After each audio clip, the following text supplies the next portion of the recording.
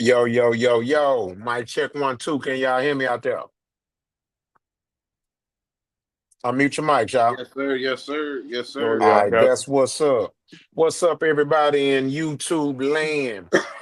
It's your boy Rockstar, the host of the popular new podcast at my mama's house and Rock's house. And with that being said, I come to you humbly out of respect for life and life itself. We got my 2 pounder teammates in the house, you know what I'm saying? And as usual, I'm gonna let them promote themselves and let you know who they is, and we're gonna keep it moving. We're gonna keep it more tight knit and we're gonna move forward from subject to subject in a better manner. So we just want to improve. So we want to keep y'all eyes glued to the channel. With that being said, we're gonna go and start off with my boy Big Green. Talk to him, baby. yo, what's up, baby? Hey, it's your boy Big Green with Laverde Fragrances LLC. Follow me on TikTok, Instagram, and Facebook, man. Yes, sir. And we're gonna slide to the right, man. We got my boy King of BLK Jag Films, director and executive producer of the popular new TV series. I think they're on season 2. Hugh Wood, but he gonna inform you on it. Talk to him, baby. Hey, what's up, everybody? How y'all doing, man? Big shouts out. We are at my mama's house on Monday night, and yes, Hewwood, HOUWOOD, Hewwood. We are got season 1 out right now on Tubi, definitely YouTube TV. Since we're on YouTube Live right now, check it out on YouTube. Yeah, we're on a couple of different platforms, and glad to be here tonight. And let's get it. Let's get it. Yes, yes, man. How y'all boys feeling out there, man? How your week was or weekend? I'm gonna let you That's go first, good. King. Man, yeah, just been good. Got a chance to spend some Thanksgiving. Seemed like everybody's doing Thanksgiving a little early, so got a chance to go to a couple parties. One nice one, friend of mine, and loved their home. They had like 11 different Christmas trees in the house. It felt like winter wonderland walking in there, and he did like a friendsgiving, so it was a lot of work friends that he had, and then me and him been buddies for like a good part of 20 years since I've been in Houston, and that was a good time. And then definitely want to say something right now, like a shout out to my son. Happy birthday, man! Today, happy birthday! Turned 17. So want to send that out to you, man. He's over in Metairie, New Orleans right now, and happy birthday, brother. Love you, brother. Already, man. That's what's up. Right. That's what's up. Hold on, y'all. Let me Yeah, see something. Wait a minute.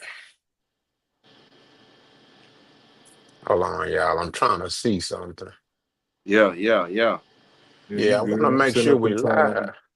We live. Are we Nah. It live? say we live. I'm It trying to says, get on here Yeah, to see too. yeah, that's what I'm saying.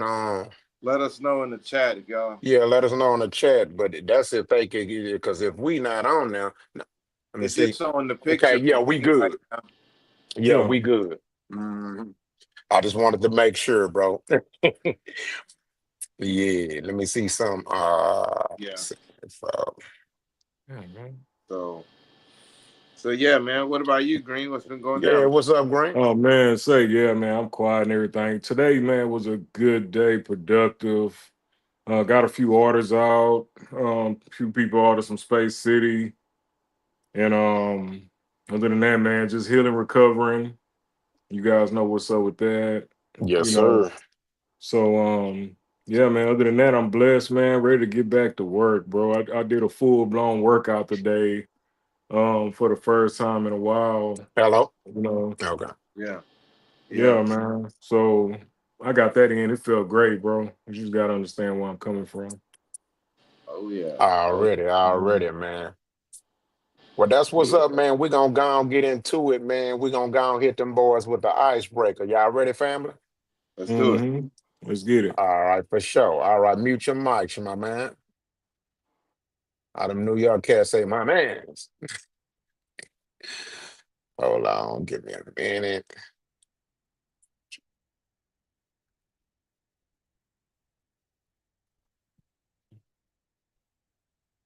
Media access, there we go.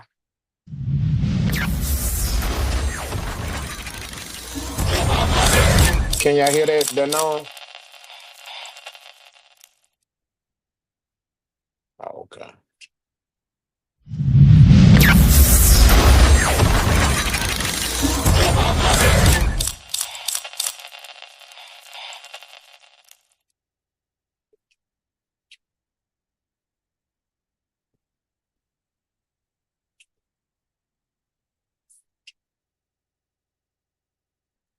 Have they been married?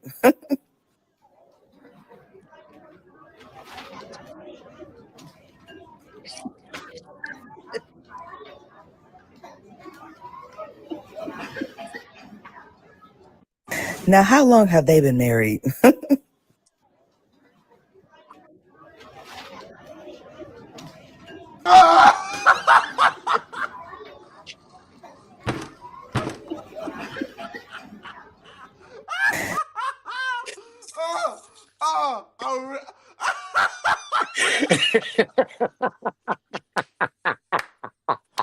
Oh, Hey, look at here, man. I mean, the shit ain't funny, but the shit funny.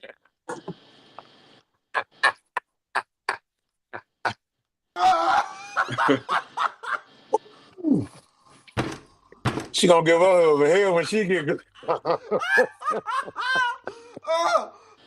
she already Y'all saw. mic muted. She already saw him get in trouble earlier today. She already said, "Man," she was like, "You need to wash your hands." You already been told. Yeah, that's crazy. God dang, dog. What we gonna do with them, dog? Love it, man. Is my stuff cracking, bro? My screen?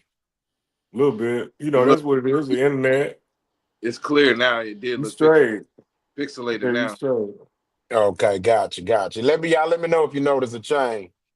So Yeah. what's y'all Yeah. thoughts on that icebreaker, man? That's cute. That's cute, man. I saw that. Yeah. That mama say, how long they been married? Or the woman, whoever she was. See, Y'all sure see. I'm not breaking up because I'm watching myself live on my iPad. Yeah, I'm Nah, you trying going to. some clear. I've been trying to fucking find the live for the longest, bro. That's what I'm trying to do right now, Nah, so it's I can at on. It's least see on. I'm comments. looking at It's just myself. No, We I'm trying to good. find it. Yeah, I'm trying to find it on my laptop so I can watch yeah. too at the Oh, same okay. time. Yeah, You know what I'm yeah. saying? Uh-huh. If you are on it, make sure you like and subscribe right now. Like and subscribe. Hit us in the chat what you see Yeah. on because I'm looking. They keep telling us it's knocked off on here. Yeah, I'm trying to get a heads up on y'all commenting. You know what I'm talking about? So I can comment too. Yeah, because I see it though. Uh-huh. Uh, Yeah, Yeah, I gotta make sure that don't never happen again, bro. yeah. and For real. if you can send me a live link or whatever, a link in God the chat. damn, I'm trying. I'm trying to find the motherfucker, man. Okay, at my It's there. mama's house, I'm looking man. at it. Mhm. Oh no, wait, yeah, wait, I forgot the S. There you Hold go. on. Yeah, you got it? Yeah, I'm on it. I'm on All it. right. Got it? Yes, sir. Like and Mm. motherfucking subscribe, bitches. And then I'm gonna put it in the chat too, just in case Why the for the hell ain't people. mine? Why ain't mine working? What? There we go. Are we looking good here? Let me put it in the chat too in the comment. I mean, So I just put it in the chat, y'all. okay. Yeah. Yeah, man. Look like that woman there gonna be a good wife. That little mama gonna be a good wife. When she grow up. Damn right. What you lucky we in front of these people. Yeah, man. All righty. So now we're gonna go into our flowers. For those who are new to the show, it's the section of the show where we give people their flowers for their accomplishments in society, personal and abroad, their community service, and their overall contributions to socialism in general, as far as their deeds, inventions, accomplishments, education, and civic duty. So, with that being said, We're gonna go and give this person here our flowers today. Mute your mics. Share the screen. Oh yeah.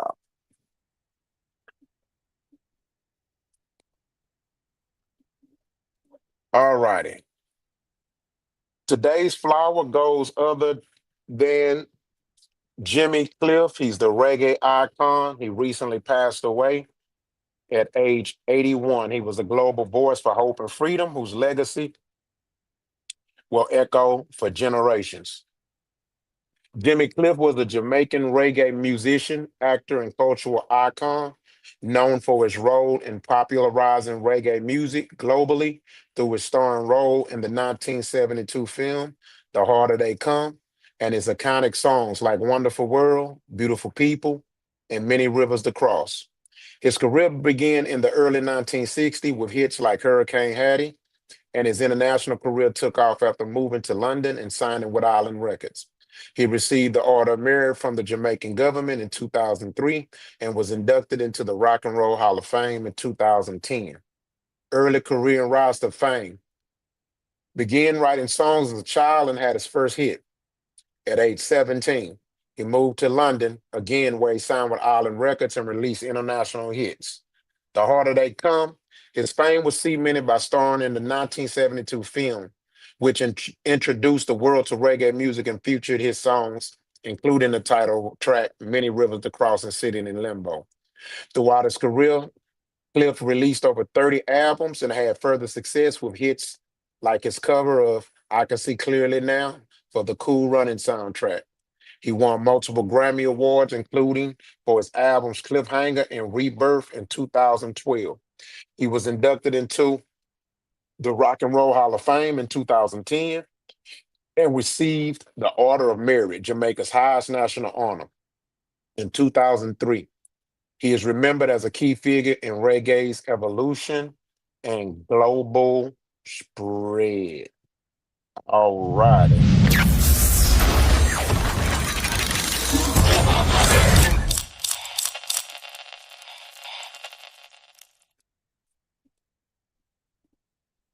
And with that being said, we like to give Mr. Cliff his flowers and a round of applause.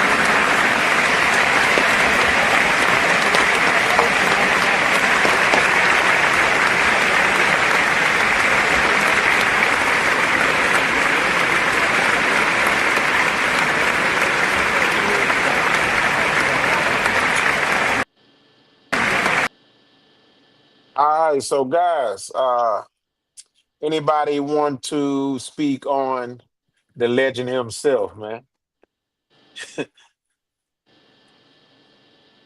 Got to unmute your mics. Come on, guys, wake up. Come on, wake up. It's Why you on. always why you always ask me that? You should have gave me some homework so I can study this shit before I got It's on here, bro. okay. Listen, there are gonna be topics. Nobody knows about every topic. So you good, Big Green. You say you don't know what he is, you good. Shit, we human. Yeah, This is my shit. mama's That's house. that's two. That's two for old, two and old. Goddamn, my shit. The last one I ain't know about.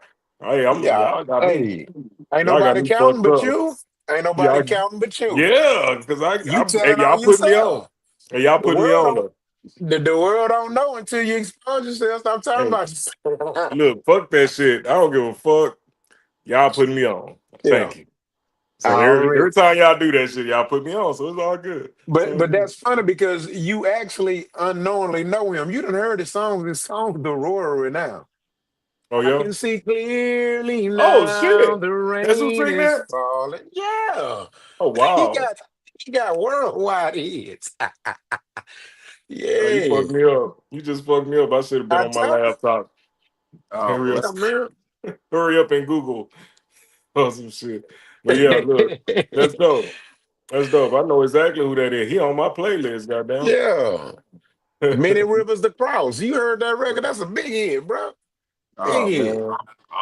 I'm just listening, man. I learned something too today too. That's cool, man. Yeah. That's great journey. Rest in peace. Yeah. You know, Yeah. good flowers, man. Good. Mhm. Right, man. These guys, they paved the way for all these young guys in the music business, man. Yeah, I mean, shit, hell, he birthed Bob. Ain't no Bob without Jimmy Cliff. Yeah. Yeah, straight up. Yeah, he birthed him, man. Yeah, this guy here was a trendsetter. I mean, we talking about he brung it to the world. I mean, early. He was a part of the inception of reggae. You know what I'm saying? He's second generation African, right? So, you know, it all stems from there. So, you know what I'm saying? So that reggae, when I say he basically brung the pre-Afro beat or African music dynamic or experience. He basically the one who carved the way for reggae. He helped took it and converted it into what we know as reggae or island music. You know what I'm saying? So he created something out of something that was already existing. So it reminds me of when KRS One made such a powerful quote when he talked about hip hop. He said hip hop didn't invent anything, but it reinvented everything. Mhm. That's powerful, bro. Right. And when you think about that, when you really think about it, and you kind of rewind and go back in time of your ears growing up indulging in hip hop, you realize that he was telling straight facts. Yeah. You know what I mean? Yeah. A And lot and of that's the great, some. a lot Yeah, of the go great, ahead. a lot of the great composers and musicians came out of Jamaica, man. You got Peter Tosh, that you don't, and a lot of times it'll be the ones that don't get a lot of the forefront shine, mentioned Yeah. Bob Marley's, it's like, man, this guy was the architect for those Yeah. things, So Yeah. that's great. I love that. I love these kind of flowers, man. I love that. Yeah. But you know what's beautiful about how we reinvent music is that there's no other culture that has been able to do that but us. If y'all think about it, Yeah, there's no other culture that has been able to reinvent music. And so it's kind of the reason why I say there's an irony to it is because we're also the only culture where our music has been constantly robbed. It's kind of ironic. The irony, it's almost like a spiritual lick back. Oh, you take this? So we got this. Oh, you took this. Okay, we got this. You take this. Make another one. You yeah. take that. We got this. And it just continues to it then got all the way up to rap. And now rap has seemed to be the only genre that has been hard for them to take. Now, Yeah. ownership, that's different, but And rap cannot exist without a black face. look what Elvis Presley did. Yeah, I know what you mean now. Yeah, I see what you're You saying. see what I mean? Yeah. This the on rap hip hop is the only culture that they have not been able to replace it with a white face.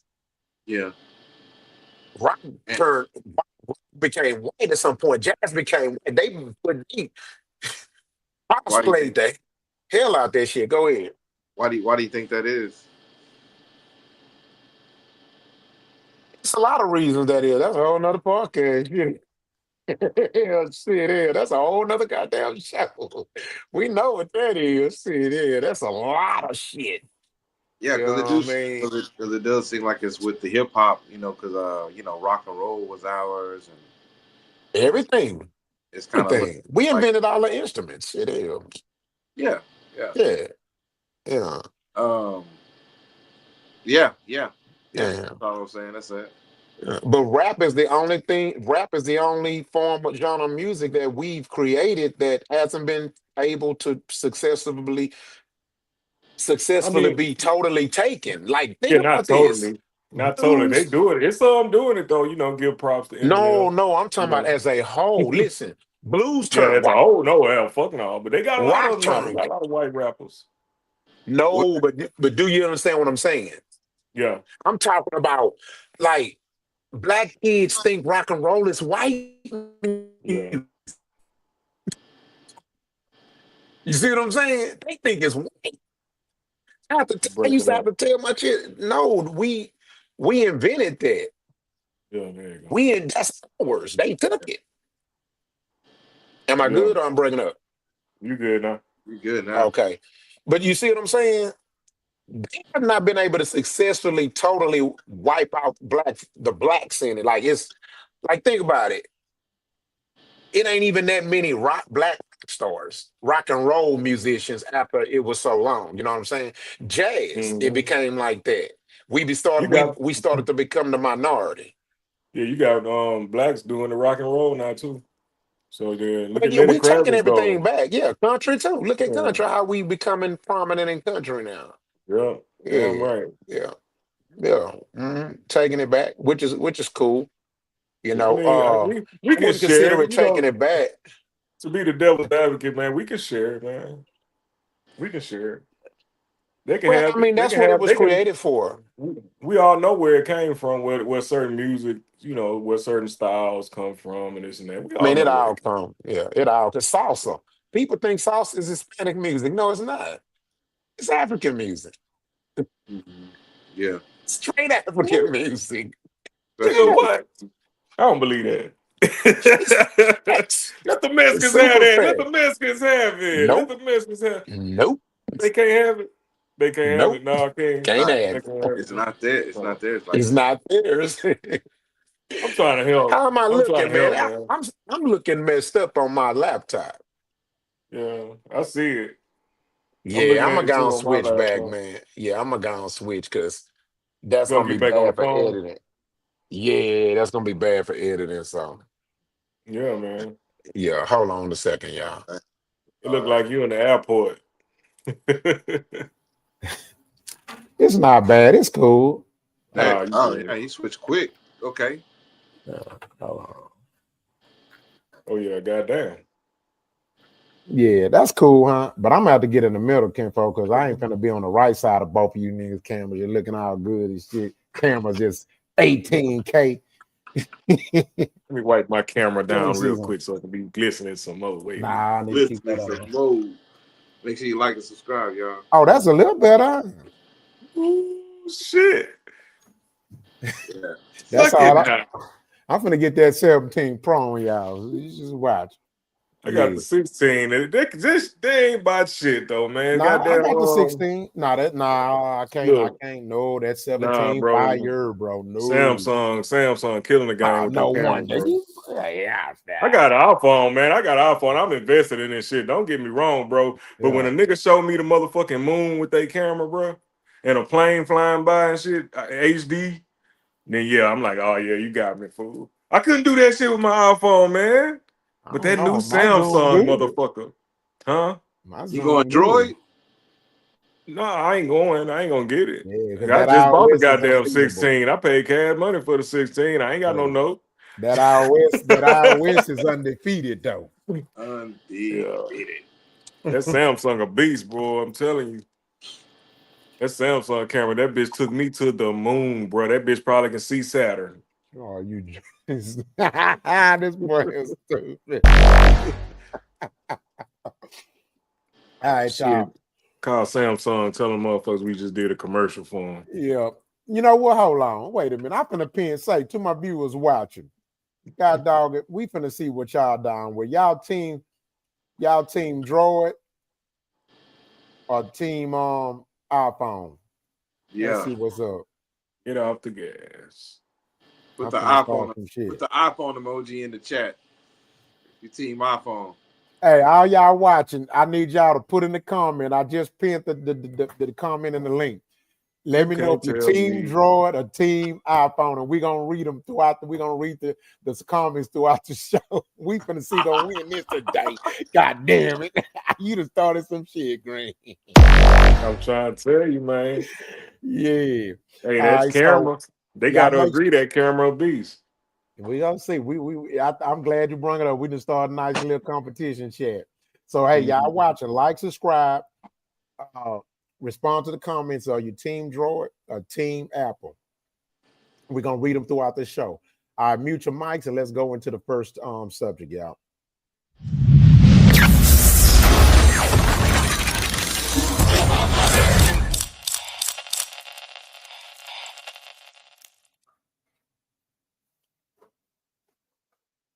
In peace.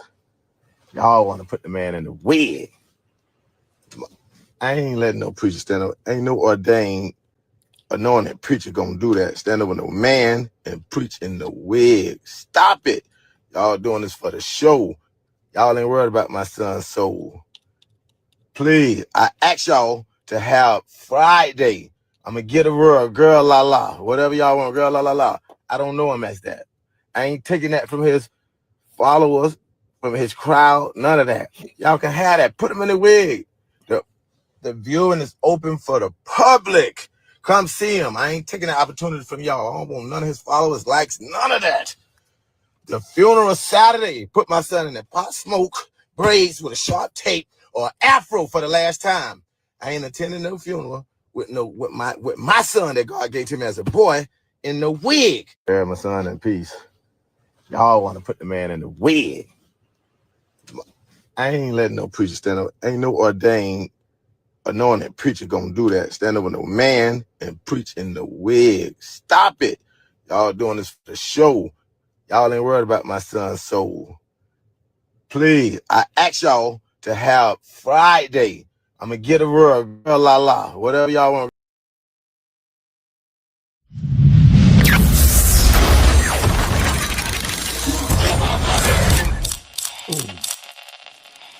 All right, so let me add some context to the subject.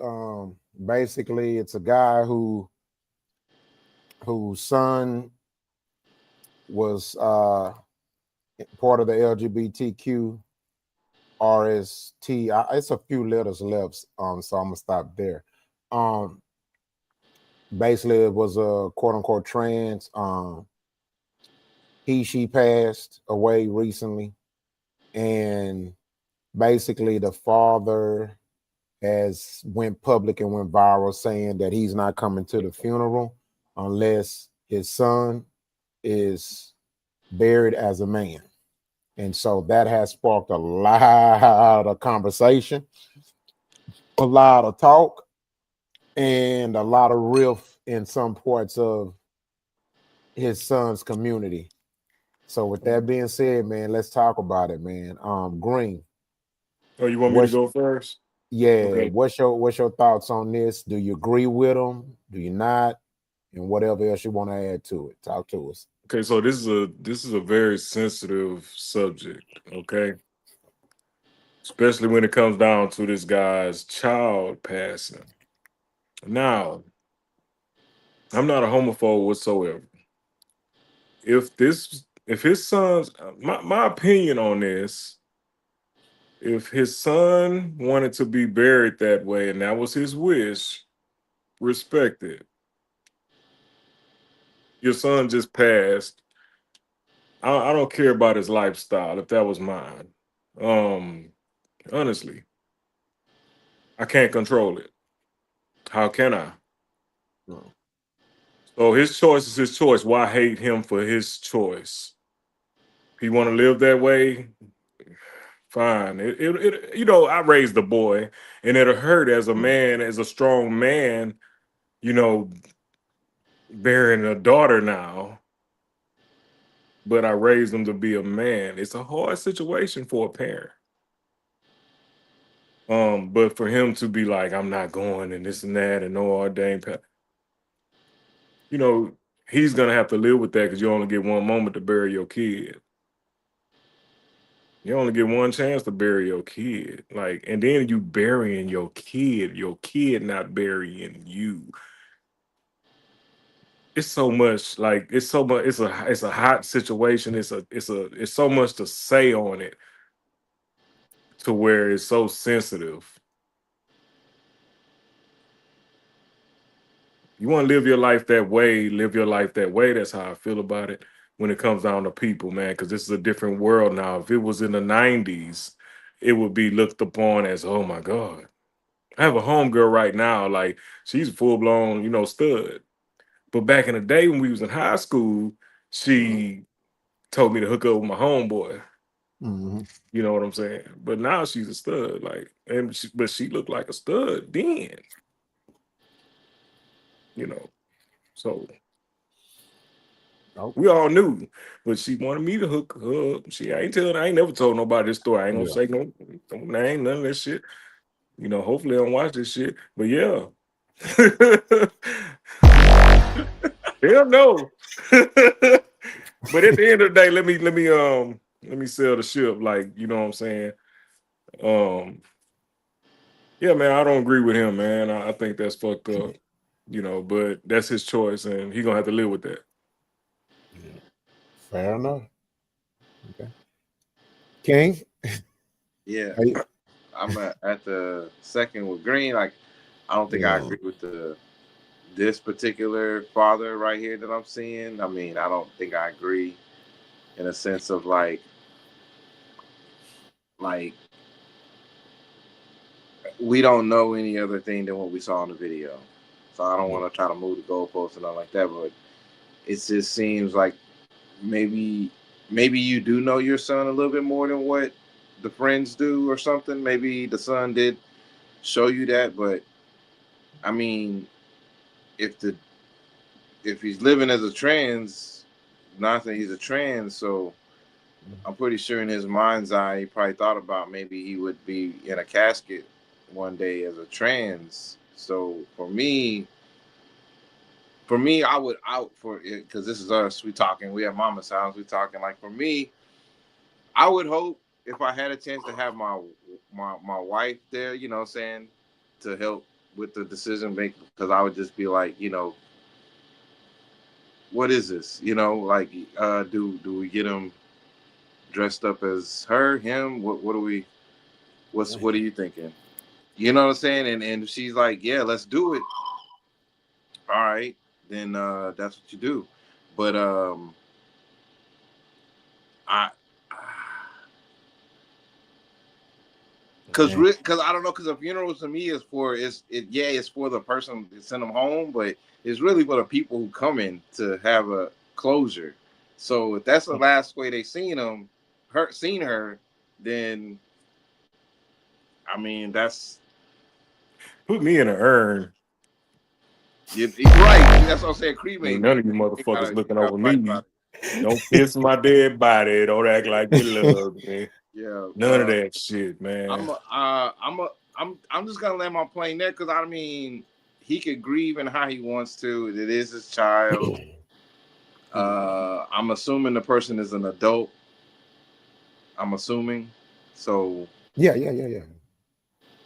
he can grieve how he want to grieve. If that's how he wants to lash out, that's how he lashing out. Because I just see as somebody doing a temper tantrum right now. I don't see this being about this being a drag or a male or not. I just see this is the final grandstand. This whatever he wants to call himself, father, with the hoodie on his head. Yeah, you old gangster With wannabe. it already screams like there's some sort of irresponsibility he may have had, and even there's an irresponsibility to where you haven't had a conversation with your son that if something was to happen to you, do you have a will? And if you do have a will, did you relay that information to your son to possibly have a will, or talk about like, hey, what would it be like if I passed? I know those are hard conversations, but they should be a conversation if you're that close to your person. Right. So I'll end my plan right there.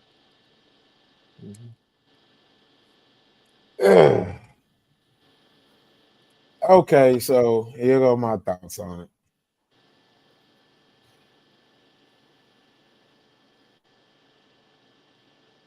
It's so many layers that matter, right? That matter when it comes to the situation. But what happened was I thought about all those things y'all said, right? And so, searching for understanding first was what was my number one goal before I made a decision on my thoughts on it, on how he feels. I looked at the accountability part, right? I looked at all that as a possibility, right? But what happened is that after I thought about all the reasons why I could have held him, or all the reasons that he's probably justifiably should be held accountable for him becoming like that, I have to compartmentalize it, right? It's one of them situations where it's hard for me to not inject myself in the example of it, right? Because again, I agree with y'all. There's almost a certain chance, more than not, that some mistakes in the parenting caused it. Now, here's the downside to that, right? There will be backfire for that, which is okay. We don't give a fuck, but I'm just speaking on it, right? To get to my point. It will be backfire for that, right? Because there are great parents as well. It's a minority. Mom, dad, nobody touched them or whatever, and they end up that way, right? Yeah. So what I decided to do is I said, okay, right, take all that aside. Focus on the situation at hand, right? And this is what helped me come to my decision as far as how my thoughts about it. If I had a son, and for some strange reason, whether it's lack of parenting or not lack of parenting, he just was extremely freaking motherfucker who decided to go into that world, right? Mm-hmm. Uh-huh. Whether he was gay, bisexual, or trans, I would have not accepted him, right? That's first point. I would have not accepted him. I come from the era of shame. I come from an era where men was such men. You ain't finna walk in my house with no dress on. You gonna sleep with who you sleep with, cool. But what I'm not gonna do is play stupid on your behalf. I'm not gonna lower my standards of how I see the world for you just because you're my son and I love you. So I'm not gonna switch up to please your switch up. That's not how things go around here. You don't change. I don't change rules for you.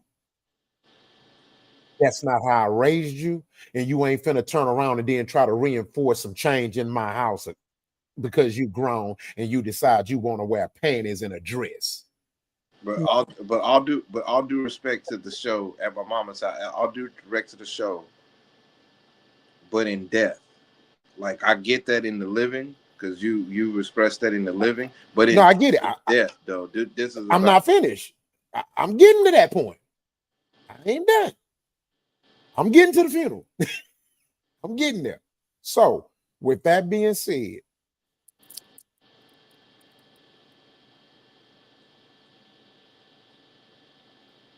if I'm not going to accept you trying to be something you not alive, I'm going to stand on that shit in your death.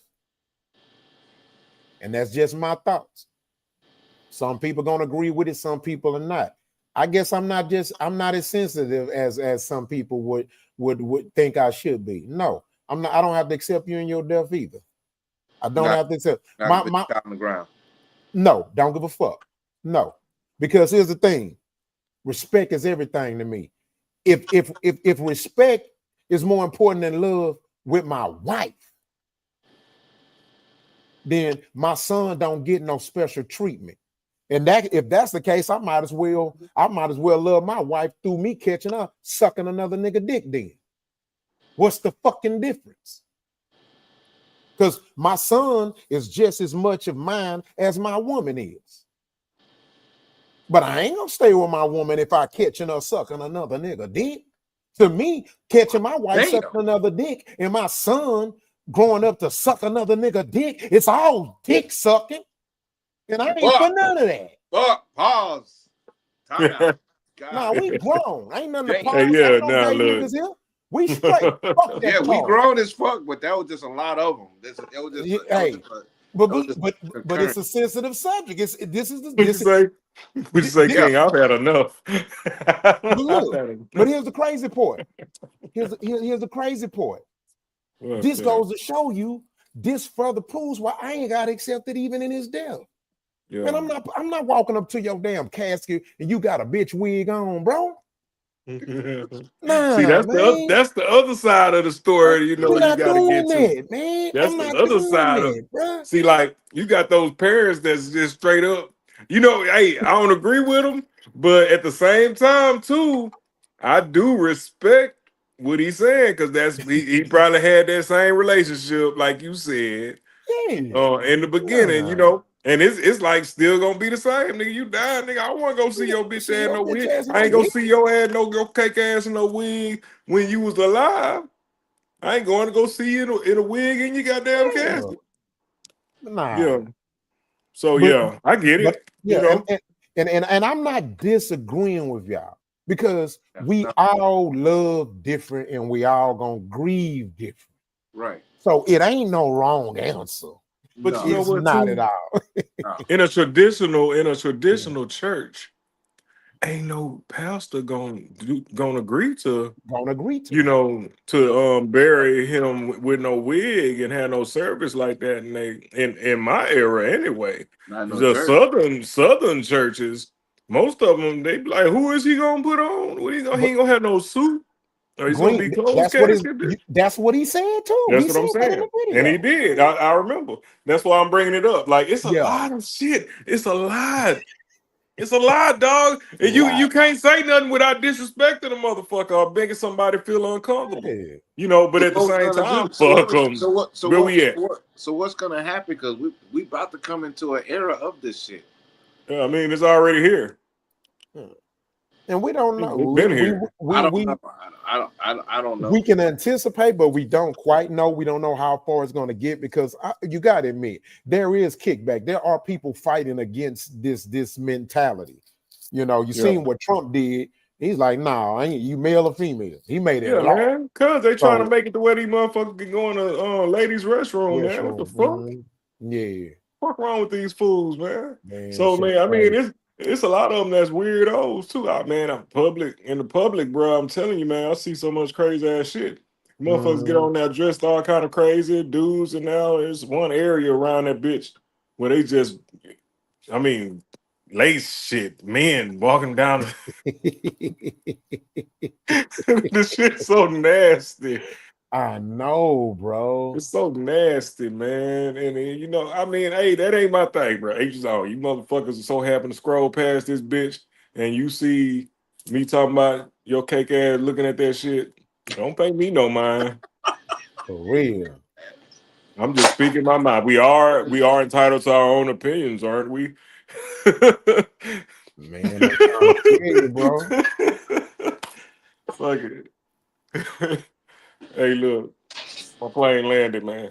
yeah, man. I mean, hey, you know, them my thoughts too, fam. Them my thoughts too. You know, oh my God. Look, all I'm saying is, man, can't nobody make me accept nothing, dog. I'm grown. I'm a grown man, dog. My kids, how you gonna, bro? How somebody that I laid the law down to gonna turn around and tell me what I'm gonna accept? Nah, bro. Who the fuck you think you is? Nigga, your mama can't even push me over, nigga.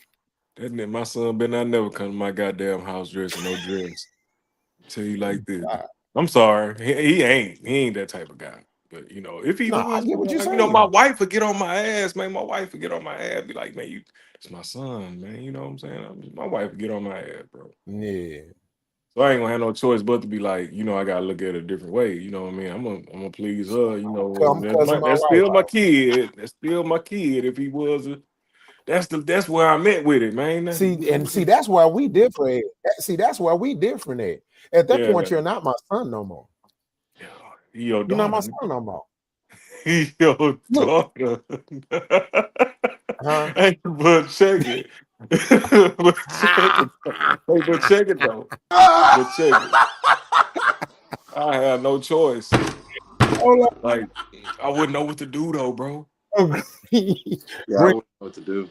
I'm sitting there really thinking, that's like gonna I'm be really your thinking, daughter, bro.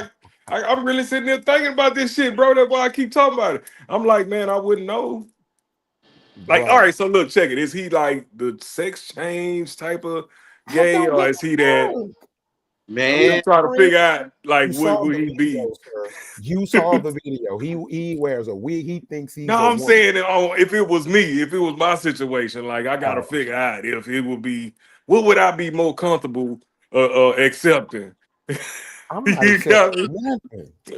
What would I be? I'm What not would you be accepting. more comfortable accepting if you had to? I'm not accepting nothing. It's a whole no for you, like fuck all that shit. If you Bro, was you're not like, my son no more. I stand what on do business. Let me tell you something. Y'all don't ever man, grew up and or seen movies where if the kid getting too far out of line, the parents will say, you can get if you think you grown, then go get the fuck out of here. Mama will cry, but mama and them still kick that. Daddy, he can't stay here. right. Bro. And knowing that you can lose your child. They didn't kick the child. They didn't, you know what? They didn't even kick the child out. They'll just say, you think your ass grown? If you don't want to obey the rules here, get your fuck out. If he walked out, that's on him. Mama gonna cry that night. Daddy ain't gonna lose no sleep, but he gonna be short of some pussy that night. So he gonna even be more mad at that little motherfucker. He really ain't right, gonna like real shit. him. Yeah. Nigga, what? Nigga, I'm losing a night to pussy because of your bitch ass, boy. Nah, I don't play that shit, bro. Real No, talk. kinfolk, I man say Fuck I all can't that shit. do it, dog. Yo, man, let me tell you something. Fuck them kids.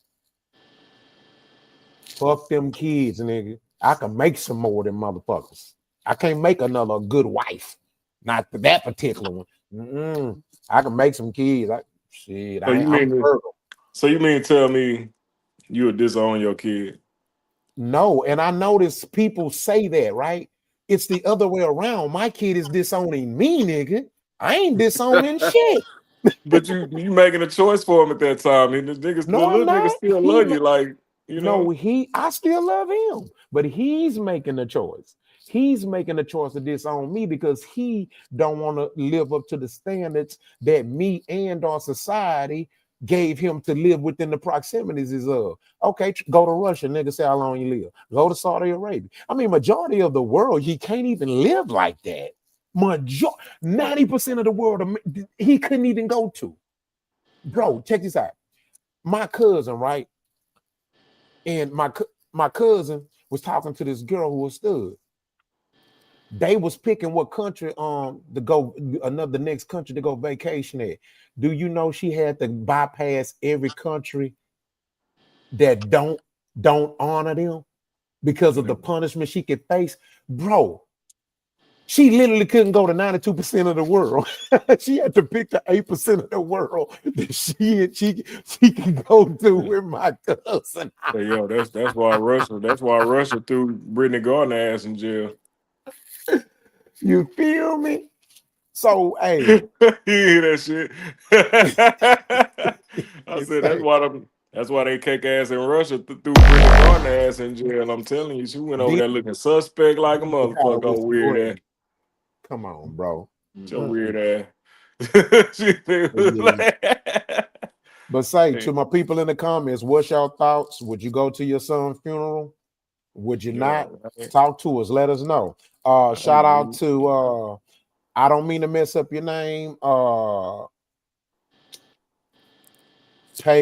Kablat. I forget. A-Ray Kablock, Yeah, okay. Forgive me, fam. R-A. Look, he talking about get back to work. We working. We working, pay right? I'm I'm working gonna right. I'm working from home right now. Yeah, hey, Pay Ray. I'm gonna call you Pay Ray. It got gangster little sound to it. Pay Ray. Payday. You know what I'm talking Hey, about? Ray. Yeah, Goddamn. field sound on West Coast. And my nigga, That like who it's you going to go see? My nigga Pay Ray. My nigga Pay Ray. Yeah. Hey, Pay Ray, what's up, man? You let go to the club. It's payday. What's cracking, Pay Ray, man? Hey, man. Make sure you subscribe, Pay Ray, if you haven't already, man. Talk to us. Yeah. Let us know you're here. We gave you plenty of shout outs, fam. You know All what I'm right, saying? y'all. Mute your mics. Let's get to the next subject, baby.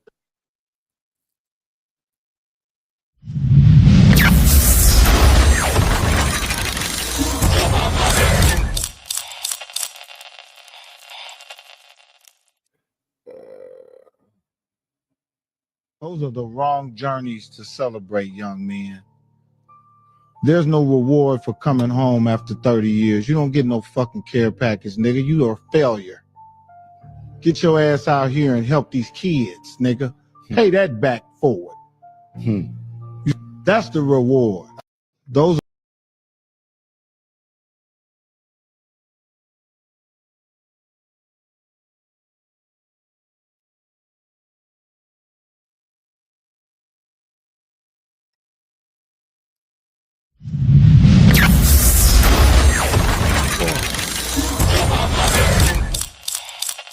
All right, so I'm gonna show another clip. This is him responding to it. Sadly, the man got a lot of heat for this, man. And that bothers me. But with that being said, I'm gonna show you the next clip, the reaction clip. What's up, y'all? It's your man Mike Epps, man. I just want to get on here and clarify and clear a few things up. Number one, about the brothers coming home from prison being celebrated. I've always been a part of reform. I got brothers right now from my hometown that I'm trying to help come home. They've been in prison forever. I think you guys might have misunderstood what I was saying. I might have said it the wrong way, but what I was trying to say is we don't want to send kids mixed messages about coming home from prison being celebrated, you know, feeling like you got to go to prison and do 30, 40 years to be celebrated. I think you guys misunderstood that, you know, misunderstood what I said.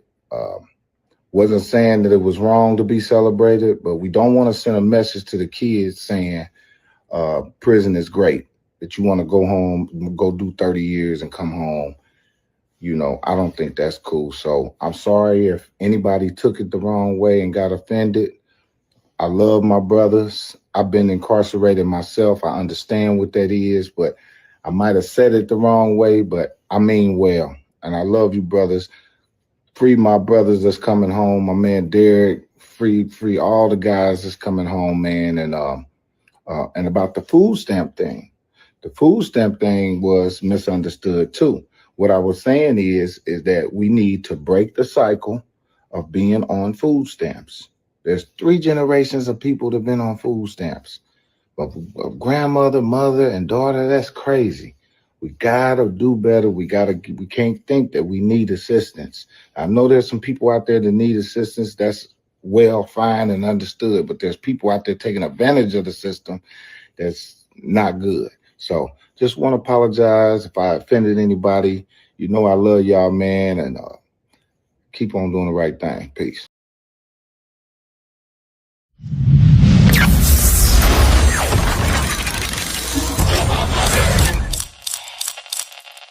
All right, so let me add some context to the subject for the viewers. All right, so Mike Epps went on, I think it's a Jim Jones podcast, and basically they was just having, you know, loose conversation about a little bit of everything. And so one of the things that he brought up was he was basically stressing he tired of niggas coming home from prison being celebrated and shit. And he was like, that ain't nothing to want to be. That ain't nothing to look up to.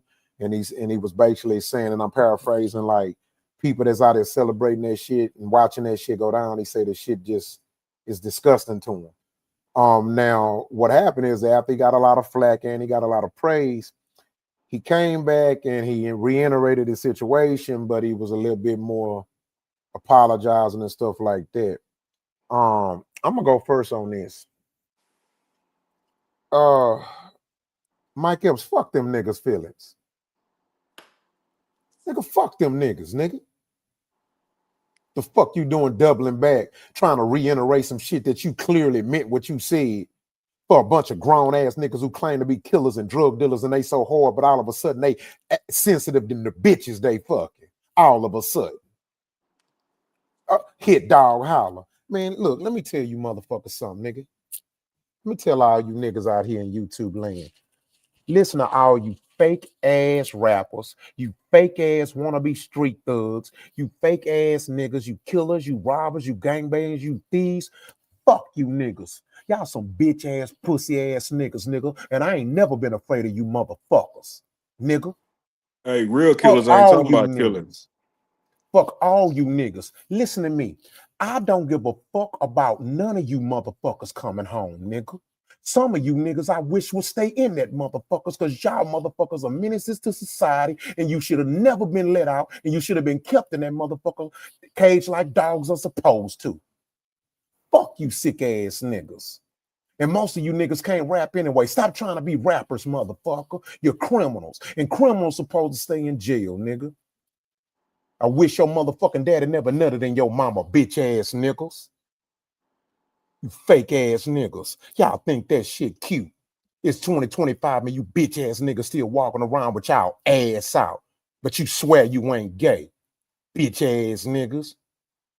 I ain't afraid of you motherfuckers. Nigga. The only difference between Charleston White is me, nigga, I can fight your ass. Most of you niggas can't even shoot the guns you shoot. If y'all such good shooters, why everybody else dying except the niggas you after? Most of you niggas can't even fight. Move your bodyguard. Then talk to me, nigga. You bitch ass niggas. I don't feel sorry for you niggas. I ain't Mike Epps, nigga. I'm a double down on what he said.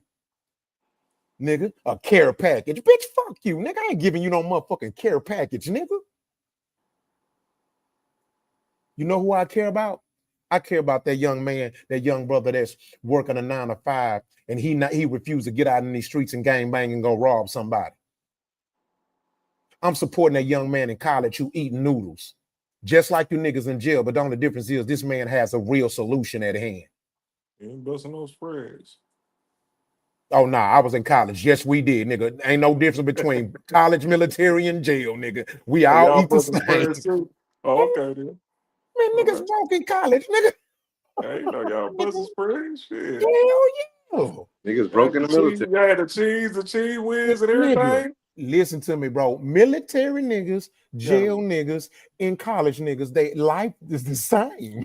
Same, man. I did all All three. you missing was the shebangs. Did you have shebangs too, nigga? Shit. I don't know. Yeah, man. It's just you gotta choose which way you want to struggle.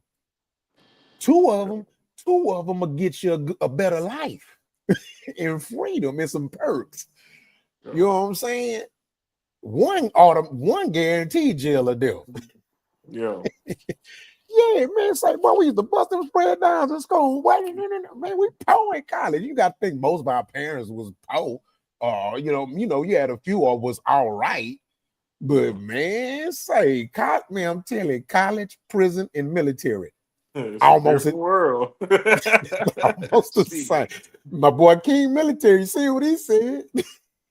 Same. It's all the same shit. Same shit. Yeah. Yeah. But that's my thoughts on it, man. My plane landed, bro. Fuck them old nigga. Fuck these niggas. Yeah. I mean, I see where you're coming from. I think the people you going home to, you know, the person you got, the house you going to. I mean, if they want to throw a little, you know, celebrate, they got you a little thing going on, and you're whatever. That's that. But like, I mean, like for example, it's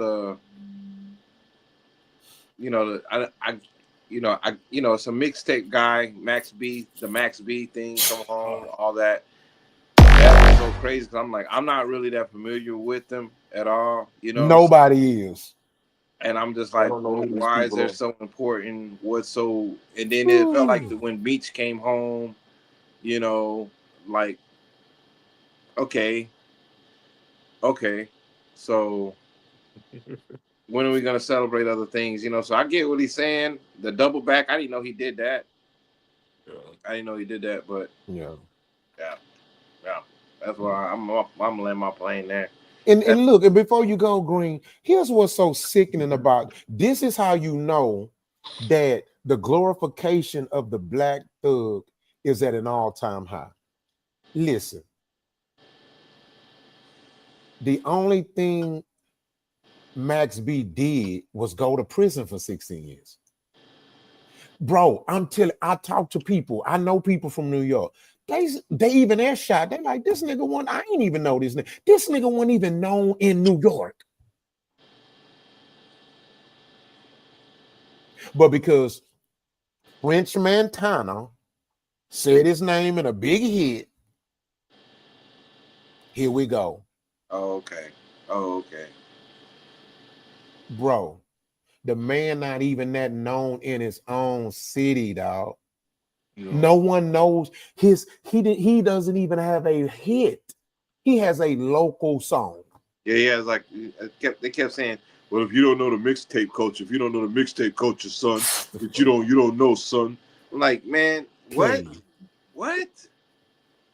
Now think So about that this. so Every this cat city threatened Mike has thousands of artists that has dropped mixtapes every year for the Right. last 16 years. Get them. Come on, man. So we're talking about what? 40 million mixtapes? They know every single person. Yeah. I know I ain't heard no 40 million mixtapes to be knowing no Max B. And I'm not going to, and I don't want to. I don't give a shit. And Yeah, like so yeah. what this guy's supposed to be threatening Mike Epps or something? And we talking about No. I'm using that as example. That it was the hype of black social media was Max B. Yeah. Okay, What he did an interview with Cam or somebody that was supposed to break the internet, whatever that was. Yeah. I haven't. And then you got Monica, thug ass. I mean, they even had him doing shows in front in Barclays and stuff like that. You ought to see the people in the crowd. They're like, I don't know who this is. So what I'm saying is what you're watching is that the glorification of the black thug has gotten so bad to where labels will almost force him on you. That's exactly what the label doing is they're forcing him on us. Nobody knows him. He has no real track record. He has not one mainstream hit. He don't even have one underground hit. Kinfolk, that mixtape was a local mixtape. It ain't get past local. I can imagine.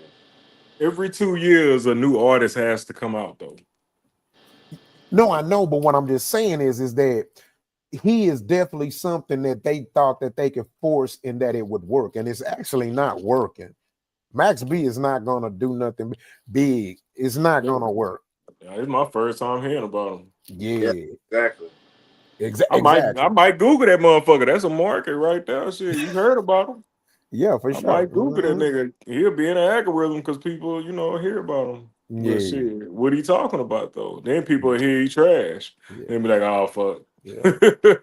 Yeah, but I don't understand why he felt like he had to walk back the EBT part of like it shouldn't be one family 3 generations deep on it. It should not be that in that context because I don't believe that the elimination of government assistance to be there. I think that everybody should be able to get it. I think it should be a time limit of it. I think there should be some direct information on it. So he shouldn't have walked that back. I mean, let it be, bro. I mean, but don't think what you say back. I get the 90s mentality. That's his market. That's his market. That's his direct market is those people. You know what I'm saying? And he knows it. That's his bread and butter. Same, Tyler Perry, all of them in that same lane. They can't fuck that up. Right, so my end on the whole situation, and I'm gonna say my part on it. Mike Epps shouldn't have came and apologized for shit. He should have left it where it was. And if somebody was threatening a man, he shouldn't even fucking been scared. But I understand, Mike, you know, he's in public. He's always walking around with no security, with his kids, with his family, all that shit. And then you got these crazy motherfuckers that'll see him and be like, you said this about this, you know, and it could be crazy. So I can understand why he did double back and apologize. And then, you know, on our end, my opinion is I wouldn't have done it either way it go. Yeah, but You know, we don't want to stamp that on him. We don't know that happened. yeah, but We you don't never know know that. why he did come back and Yeah, apologize though. but I But don't I'm want to assume that either, though, because yeah, Mike always been a very outspoken person. right. Let's not forget something. Mike is a street nigga. Mm-hmm. Yeah. Let's not forget Oh that. yeah. Oh Yeah. yeah. Oh, So what I'm he'll get saying, on. yeah. No, I So what? don't think he worried about that. Yes, yeah. You know that's how I go. Yeah. But what I'm saying is shit. I mean, stand on your word in the beginning, man. You know, but I understand him. He's trying Yeah. to clear. He's just really trying to clarify for the people that don't really know what the fuck he was But trying to say. I think that's what I have a problem with, because I'm like, how much more clear could you have made it? I mean, and You got then those type of people though, bro. You know, no, and then shit. and that's my point, bro. Save his market, man. Yeah, But this is why I don't agree with that premise. He's a fucking comedian. He say disrespectful shit all the time. That's his whole career. there's a lot of comedians So he coming didn't. out now apologizing. But you get my point. He didn't Yeah, have to do it. This nigga say the most outlandish shit. He's a comedian. But that yeah, was them direct attacks. That was the truth. It was direct attacks. He knew it hit the jugular of his audience. yeah. So he had Yeah, to clean that shit up. he didn't have Right. to. He chose to. I think he just cared too much, and I think that's a part of. Let me tell you something. He do care. And y'all know this. Y'all know this. You know me as well as y'all or whatever, right? Caring too much can be dangerous for you. In this business, yes. No, in life. Yeah. In life. You ain't lying. Oh yeah. You want to know what I learned? I learned it's power in not giving a fuck. It's power in it, bro. It's peace in that shit. It You is, know what bro. I'm saying? And so, man, Yeah. bro, sometimes I just don't. I'm gonna say this. Here's why I don't like doubling back, right? Unless you were just clearly wrong and you was in the heat of the moment and you said some shit you know you shouldn't have said, right? Like some shit that say ain't true or that's disrespectful shit. Because doubling back, bro, you know what that does, right? It waters down the value of anything you say after that. Because so like now I can go back on King and say, well, damn, man, the next time King say some real shit, I don't know if I should take it. I don't want to take it to heart. I don't want to take it and eat it. And then he gonna turn back and say, yeah, that you shouldn't have ate that. You shouldn't have been dead. You know what I'm saying? You're gonna be like, nigga, you told me that apple good, nigga. You get what I'm saying? Yeah. Don't sell me the apple. And then when I bite it, you gonna come back and say, hey, nah, man, you shouldn't have bit that apple, man. I don't know what I would think. That apple ain't no good. You know what I mean? Don't do that to me. Now, I'm not gonna be able to value nothing you say as much because you done double back on something that hit here. But that's just my take on it. So I think sometimes, man, you gotta stand on shit. You know, that's just my thoughts. You know what I'm saying? But I get it. I see y'all perspective coming from what could have possibly, you know, who knows what the narrative is. You know, I just kind of stay away from that because I don't be wanting to, because you know, people, you know, now they'll take that and say, yeah, I think that's what happened. So I don't want to fuel them. I don't want to give them viewers that fuel. I mean, shit, you know, they think that if they going by that shit, you know. Yeah. Yeah. But shit, Yeah. just a scenario. Oh yeah, nah, that's a real scenario. So I can't, you know, this definitely was good for the conversation because who know? Look, we already see shit going on and how powers, big heads move shit and shake shit. So hey, that's definitely it's definitely a possibility. You Yeah, know what I mean? definitely. Yeah. All right, so man, we're gonna go and switch it to something else. I got a fun topic today, man. This is interesting, man. Mute your mics, y'all.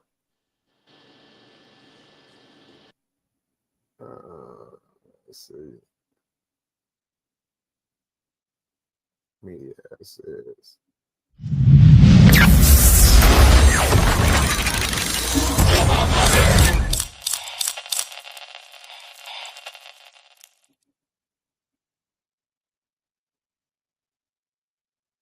Is underwear.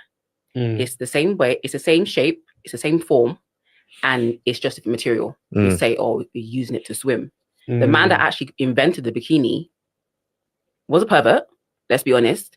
He couldn't even get professional models to model it. Because they said it was too scandalous, too scanty. That was back in the 60s. So what has changed? Because now culture says a bikini is underwear. It's the same way, it's the same shape, it's the same form, and it's just different material. You say, oh, we're using it to swim. The man that actually invented the bikini was a pervert, said it's okay. Now it's okay. No, it's underwear.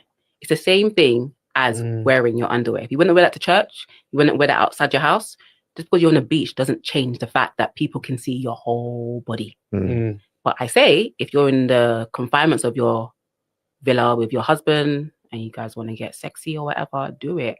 But I don't think other people should be seeing what is sacred. Says it's okay.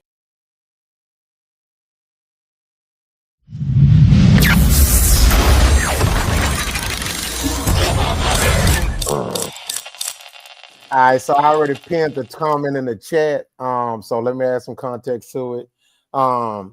But before we add some context to it, let me say, God damn that black chick. Woo, she hot. Yeah.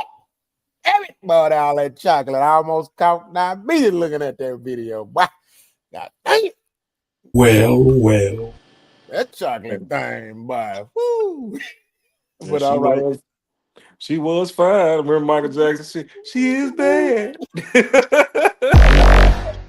I was like, hey, I would agree with whatever she said. Yeah, that's right, baby. That's right. That's No, right. she turned into a funky bitch at the end. I was like, you fucking bitch. What you do? Oh my God, what she do? She was talking about how you don't supposed to wear no damn bikini. How the hell bikinis is draws and shit. Well, you can't just disagree with her. You have to call her bitch because it just. She just funky for saying it. I gotta be the devil on this one, man. That funky bitch better quit tripping on people wearing bikinis at the goddamn beach. Talking about a pervert made a bikini. Bitch, you comfortable. You got on drawers and a goddamn bikini bra or whatever. All right. You comfortable, ain't you? Somebody she ain't gonna wear it outside. No, I'm just fucking. I don't know shit. Don't take that shit serious, man. Look, seriously. I'm just for friends. You a fucking bitch. I'll go for it. Nigga got it. Hey, my boy be trolling. Big green. I'm a damn fool, man. Nah, yeah, she beautiful, beautiful black queen, man. Beautiful. You know what I'm saying? Hey, King, don't look at me like that, King, man. I see you, man. Fuck this whole ass nigga talking about. Hey, look at here. To all adult women that been hated on for so many years, let me tell you something. If you this color, you the shit. You are the apple of my eye. If you this black, oh yeah, you all right with me. Cause she was black like me, boy. So you don't get crazy vibes from her though, bro? You gotta listen to him. I don't care what she look like. I'm just focused on the topic of conversation. I was admired by. Hey, I'm gonna need to find out if she crazy. Yeah, but yeah.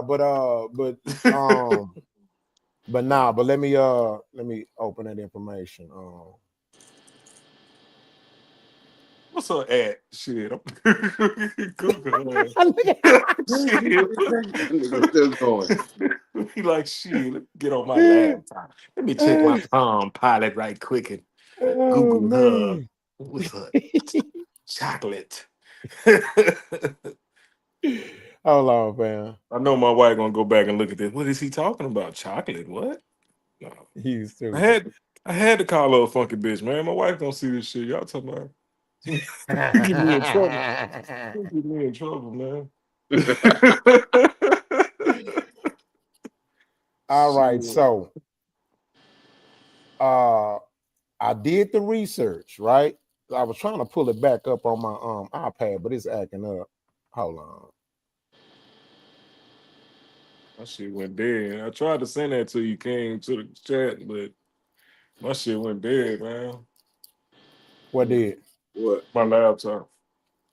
Uh, It's over. Hold on, y'all. I gotta go on my phone. I had researched it earlier, but I'm gonna have to pull it up on what you call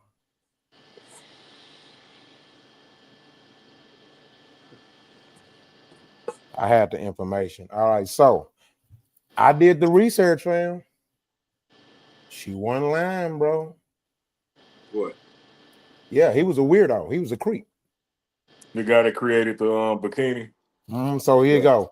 French designer Louis Weird invented the modern bikini in 1946 to be a daring, provocative, and explosive swimwear design that would cause a stir, similar to the atomic bomb test at Bikini Atoll. He named his two-piece swimsuit Bikini after the atoll, hoping for a similar impact. He was a freaking weirdo, bro. Say, what was his last name? Reared, R-E with the thing over the top. French Yeah. is a French, yeah, Reared. That's where you get, damn, man, you weird from. That's where that shit come from.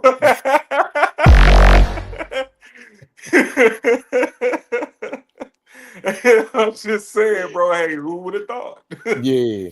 So Wow, the term Bikini is named after the U.S. atomic bomb test. that's crazy. Yes, bro. And Bikini. his design was so revealing that he had to hire in those times the standards that was considered nude. So he Yeah. had to go in the streets in the underworld to find a nude dancer, because back then, you go to jail, that was illegal. A strip club, that wasn't even phantom, like, you know what I'm saying? So he actually had to go basically find a hooker to promote it. You know what I'm saying? Because no woman would wear it. You know what I'm saying? And it said no woman or no other model would agree to wear it. And it says the introduction of it coincided with the post-World War II era and the growing liberation. So what I did was, I studied feminism. I actually had to do an article on it, right? I did a college, I did an dissertation on it. And so at the time that he did this, and once he was time for him to get away with it, that was in the era of the third wave of feminism. See, it's 4 waves of feminism. Right. And so his was in the third. A lot of people think we're still in the fourth. We're in the 5th wave of feminism. Right. We didn't surpass the 4th wave. So this was in the 3rd wave, bro. So, hey, the shit got creepy, bro. So, yeah. And the dude was a weirdo, dog. Yeah. So that So is she's kind of, speaking facts. she's Yeah. speaking straight Straight facts. facts. She ain't no Yeah. funky bitch no more, man. Damn. All right. What's he? Yeah. But When what's you your put it thoughts like on that. that? So, Oh, that's cool. look, it doesn't change whether you like to see it or not. We're still men. We don't like nude. If we see a woman walking to the mall naked, we gonna say she crazy, and we gonna call a funky bitch like Big Green, but we still gonna look. So forget about what we like and what turns us on. Do Big Green is bikini underwear? Well, yes. Okay. King, what are your thoughts? Is bikini underwear? Do I like it? We already got that No. understood. Is it underwear though? Is it underwear? Oh, is it bikini underwear? Yeah, it's bikini Yeah. underwear. I've always thought it was. I've always what's the difference? Now, Yeah. swimsuit, on the other hand, No, it's all the same shit. It's all the same swimsuit, It's the bikini. same shit. but a whole one piece though. Like I'm just saying. The I same mean, shit. it got to be the drawers and the Well, now I titties. can't take this back. Swimwear would be considered more fully clothed, so Yeah. it wouldn't have the ass cheeks out. It wouldn't be No, I'm talking thongy. about the So ones they wear with the, nah, that's bikini, nigga. That's That's bikini with a top, You nigga. you got Brazilian cut. You got thongs. Yeah, it's a brand now, so it's gonna be different shit to it. Hey Now, man, I'd be a fool if I sit in, bro. Bikini is underwear. I like it, but it's underwear. Yeah, It's it's still draws. Yeah, straight draws. Yeah, for sure, for Still sure. draws. It's like Speedo. That shit is underwear, nigga. Now, I couldn't even wear that bullshit, bro. nah. But When you see then, my but face in my Green, we not from that era too. So it's easier said than because them boys was wearing them. Look at your old uncle's pictures. your uncles were wearing that shit. That picture standing with his leg up sideways, stomach sticking out. Yeah, like they was going. They was going to Fredericks and Hollywood. They was going to Fredericks and Hollywood getting shit. Hey, them boys stepped on that beach with back with that taco meat on their chest and all, niggas sitting back with everything. And they had that picture with that off look picture. They be like this straight up. Hold on, man. Yeah, bro, that should be funny. Yeah, you we got gotta a bunch of them. you gotta be kidding me, bro. That is funny. Hold on. Yeah, that. Now, but look, here's the part. Now, here's what's the ironic part to me, though. Now, it doesn't matter, ladies out there, guys out there. I'm not saying your wife is less than or maybe more open to, hey, it's all good, right? It's normalized at this point. It's no big deal. But what I can say is that any woman that I was in a relationship with, and I never thought about this. I never thought about this until after this subject, right? When I decided to make it a topic. Every woman that I was in a relationship with, like, was my woman, whether it be my child, whether it be my wife or my ex. If we went to the pool or to a beach, they on themselves did not reveal all that shit. They always have something to cover it up, at least until they maybe get in the pool. But I thought about that. I was like, I was with some decent women. Yeah. Hey, anyone y'all ever been to the Capitol? Of course. We're not talking about the Capitol. Okay, yeah, I'm just saying. Nah, that's different. I'm speaking. I was just saying that made me smile because I'm like, shit. And look, I don't mess with no ugly, out of shape chick. I done mess with some bad. I'm talking about chicks who. It didn't even matter if they didn't have the thong going on or if they covered it. They were still gonna get the eye. So it didn't matter. But I just thought about that hit me. I was like, okay, I have some woman with a little decent class, man. Yeah, even the big booty one, the one that if she had a big booty, she was just saying. It was just something that I wanted to expose. Something I felt like I could brag on. Yeah. We all had that one, you know. Oh yeah. You silly man. All right, y'all, make sure y'all like and subscribe. Click the like button. If you got some comments, please let us know you're in the building so we can give you a shout out. You know what I'm talking about? With that being said, we're gonna go and jump into the next topic. All right. Mute your mics.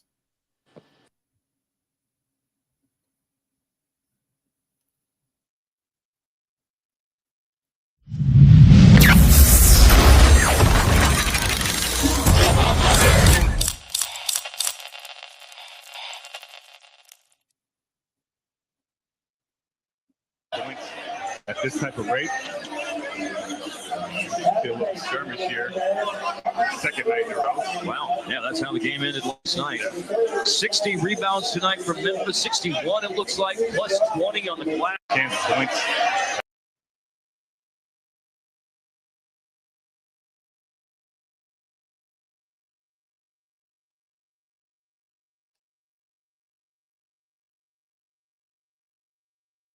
And with Ja, he's a funny guy. He has a lot to say all the time, especially for a guy who rarely takes accountability. But you know what? That's for another day. What did Ja have to say on this occasion? Nothing of intelligent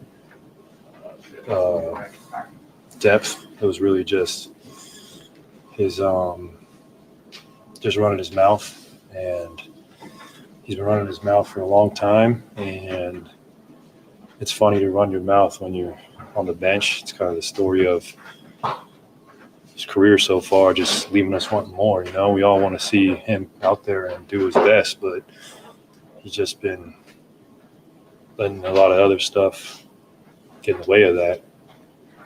And we need that in the NBA. We need our best players to be out there. And when you're a star, it comes with a great responsibility. And I hate to see that go to waste. And then with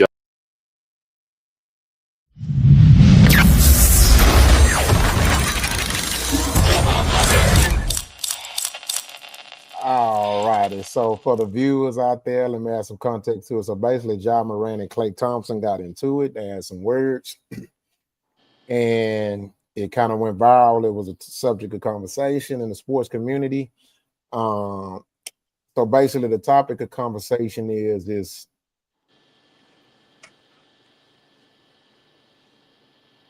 how much rope do you give somebody to hang themselves with?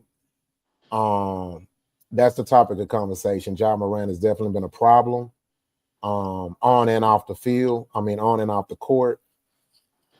In this particular situation, he ended up getting into it with Klay. I'm going to go first so we can kind of switch up, and then I'll land my plane and let y'all speak on it. I want to give kudos to Klay Thompson because I don't even know just how many bars he dropped on Ja Morant with his soliloquy. I mean, talking about insulting you, and I've never seen such more insult covered in such kind words. I mean, I'm like, damn, I got to take a play from Claybook. Like, bro, this man basically defecated on this nigga verbally. I mean, the man, his wordplay was diabolical. It was diabolical. I said, and Ja Morant, he's so ignorant, he don't even know when he's truly insulted. He probably heard that and didn't even understand the level at which he insulted his bitch ass.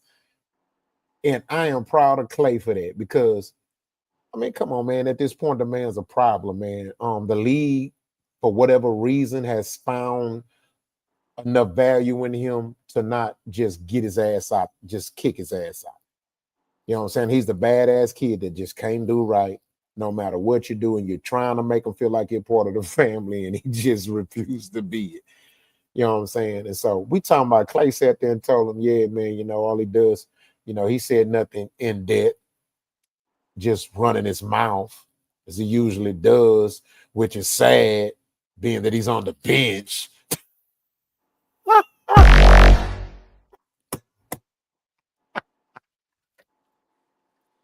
Bars. Yeah. That was diabolical, bro. But go ahead. What's your thoughts on it, King? That shit was beautiful to me, bro. Yeah, he definitely cooked him, man. I mean, shit. He's a disappointment, man. Ja Morant, disappointment. Like you just hear nothing but bad, and then his character just keeps showing like his character, who he is, and what's going on. And yeah, Klay got him good.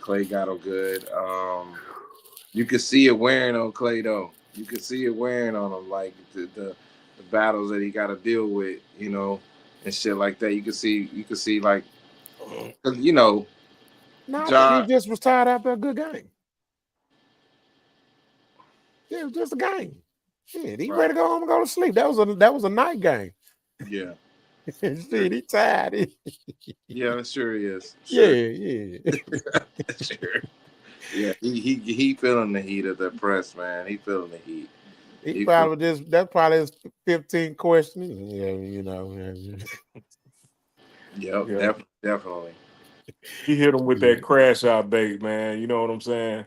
That's what he did. He hit the man with the crash out bait. Yeah, that's what why he ready to go home. What did John say to him? Yeah, that's why you're on the bench. You know what I'm saying?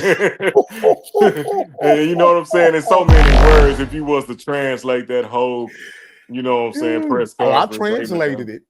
So say, Hey, bro, that's why your bitch ass on the bench. You that's know what what I'm he saying? was I feel saying. sorry for you, you know, but you ain't buy shit. I don't think your career gonna go on too much longer, you know. But at the same time, it's good. It's been a good run, and I'm gonna give you a round of applause.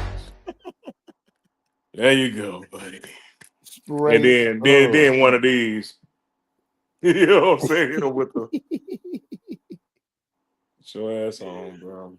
Man, The little that is brother at the cookout that just don't want to, you know what I'm saying? Come up there always fucking up, bringing the homeboys to eat and straight shit. up, man. That is insane, dog.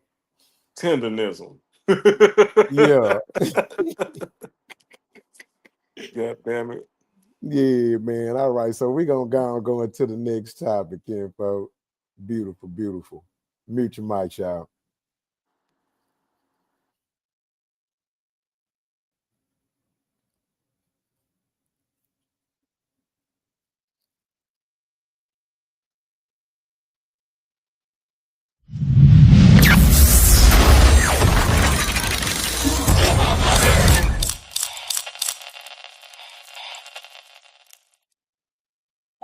We like it, man.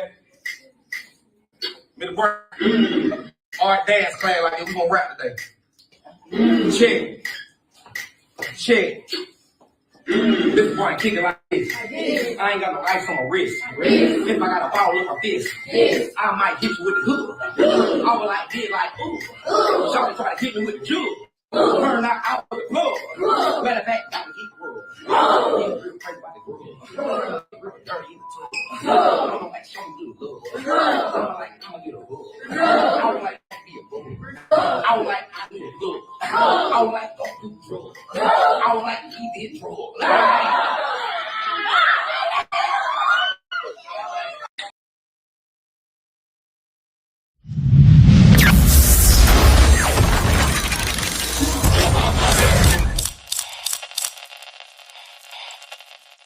All right. So before we jump into the conversation, let me add context to it. So basically, the topic of conversation is not solely based on this particular video.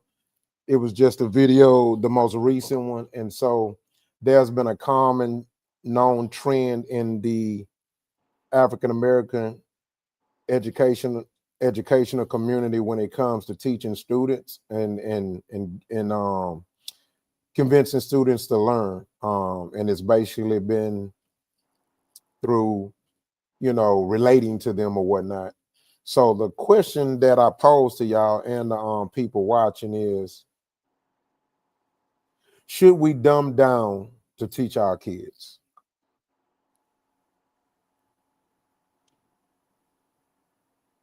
Is this appropriate? So look, I think he's engaging. I think he's look at you from the reaction of the students. I think it's a good form of teaching. You know what I mean? Depending on what he's teaching at any other time. He said, "Today I'm gonna do this here. Today I'm gonna rap. Usually we do this, but today I'm gonna do this." And he probably just having a little fun with his class. You know what I'm saying? I think that's cool. I think he's a good teacher. He's a good teacher of the year for what he's doing right there. He's engaging with some students that could be in that bitch acting stupid ass and treat them like shit, like normal, normally what goes on like at the Brook, man. But yeah, that's what I feel about it. Gotcha. All right, King, you there? Like and subscribe. Yes, sir. Yes, yes. King, you there? Oh, King, take a break. Okay. So I guess I go on it on. I don't. Let me word this as best I can, even though I don't give a fuck about what I'm gonna say anyway.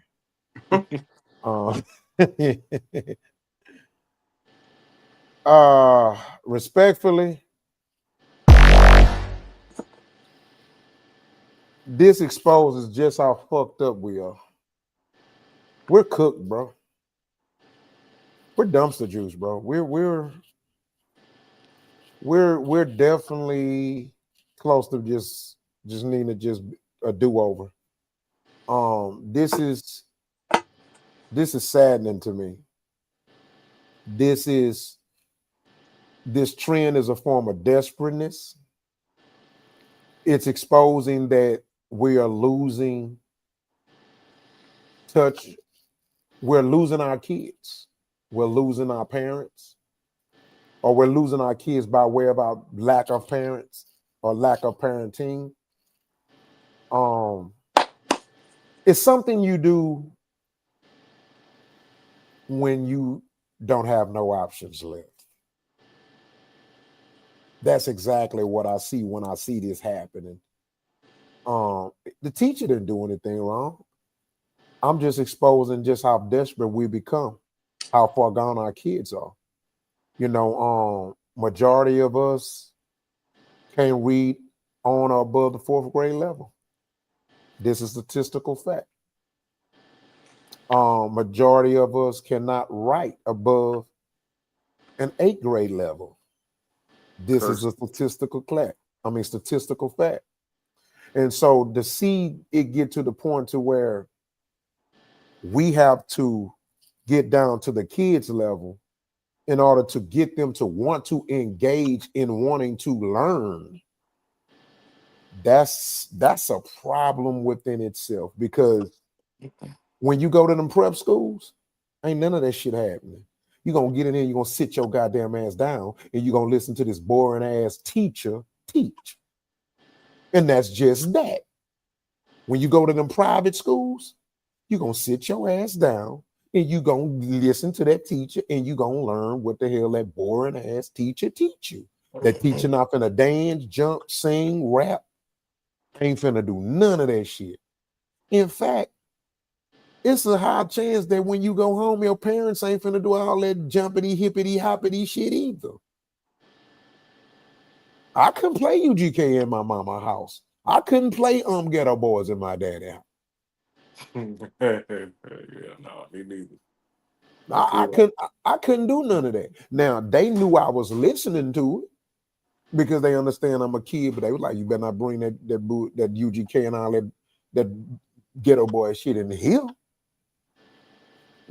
When you go somewhere that's not yours, there are gonna be rules, and wherever there's rules, that means those rules are going to determine how you engage. Hence the term, the rules of engagement. And when you break those rules within the parameters that you're in, where rules are there and they exist, that's a problem. And so when I see this, man, it hurts me as a person that's of this community.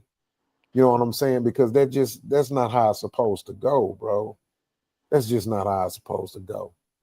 Again, I don't see nothing wrong with it.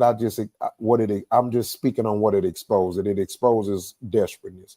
We're losing our kids, bro, to the point to where we got to dance and rap with them and get down and take a NBA YoungBoy instrumental and then rap your ABCs. Nah, bro. And this particular class was like, like a vocational type of. Yeah. You know what I mean? But they doing it in all class, science class, math class, that'd be nuts, man. That's nuts. If they have that's just a particular video. Yeah. But yeah, yeah. I mean, you could Google it on YouTube or whatever, and all these different things that pop up where teachers and rapping in class, they shoot music videos. Yeah, they do that. And it's like, come on, bro. Like I say, the teacher, no harm, no foul. But all I'm saying is it's a sad reality, because what it does, it exposes the detriment. We're losing our children, bro. And that's why I am a #1 advocate for homeschooling. You know what I'm saying? If your kids are going to go to public school, you still need to homeschool them. They need to be getting both. That's even better. Yeah. So that to me, that just adds to their character, and that adds to their knowledge, and then adds to how well they got this information. Yeah. The more the better. The more, hey, You learn English, you learn Spanish here, you learn French here. Okay, cool. But what's your thoughts on it, King? I'm just listening. I just walked in on you. I had to go see what Mama had going on in the kitchen. So, but I heard a little bit of what again. I heard a little bit what you're talking about. Yeah. Oh, okay. Well, basically, we just showed a video of a teacher that was rapping and dancing to the kids, and but the video was just a microcosm of the trend of a lot of teachers that are using modern music to basically get their kids engaged and want to learn.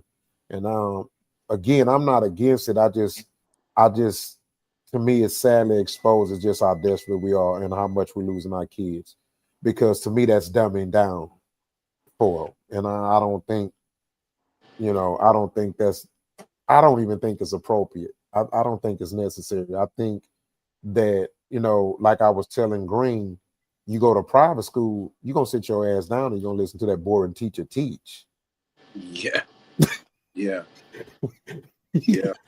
Yeah. I think it's a tool that's been used. I think it was cool for a moment. It was a thing, you know what I'm saying? I think there's time and place. I think pep rallies is a time and a place for those kind of things. I don't think it should be brought in the classroom because I think especially at certain ages, it reinforces that this is where I can get some learning from. I could take a rap song and I could learn what this is and change it up. And that shit, you see that stuff too, kind of over into the Christian world when they be doing like some of those songs, churches and stuff like that. And those songs got like kind of a sexual orientation or a relationship orientation between a man and a woman, you know what I'm saying?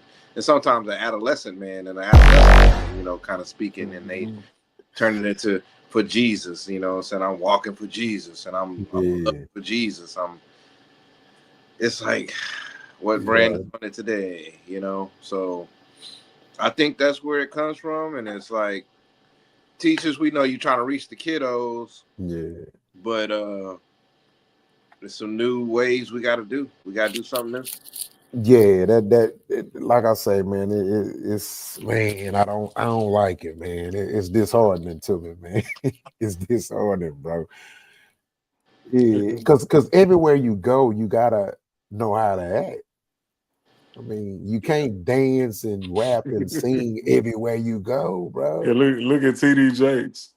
That motherfucker got caught in some dukes. He's at them puppet parties. You got to put on a certain persona in public, homeboy. You a pastor, you a public pastor at that. You dancing, you nationwide. People watching you at everything you do. Bro, and then you get on now dancing with a beer in your hand or some shit. Yeah, for real. What was he doing? That shit was funny. It's for real. But yeah, hell yeah, TD Jakes. Yeah, boy, you ain't see that video?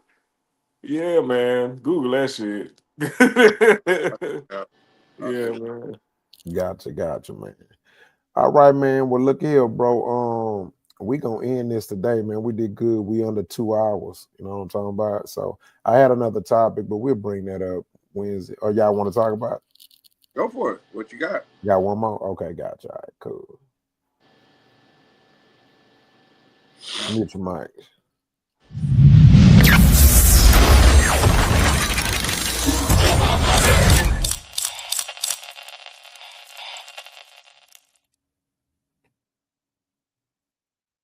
This guy DL Hughley is the lead. Hee-haw.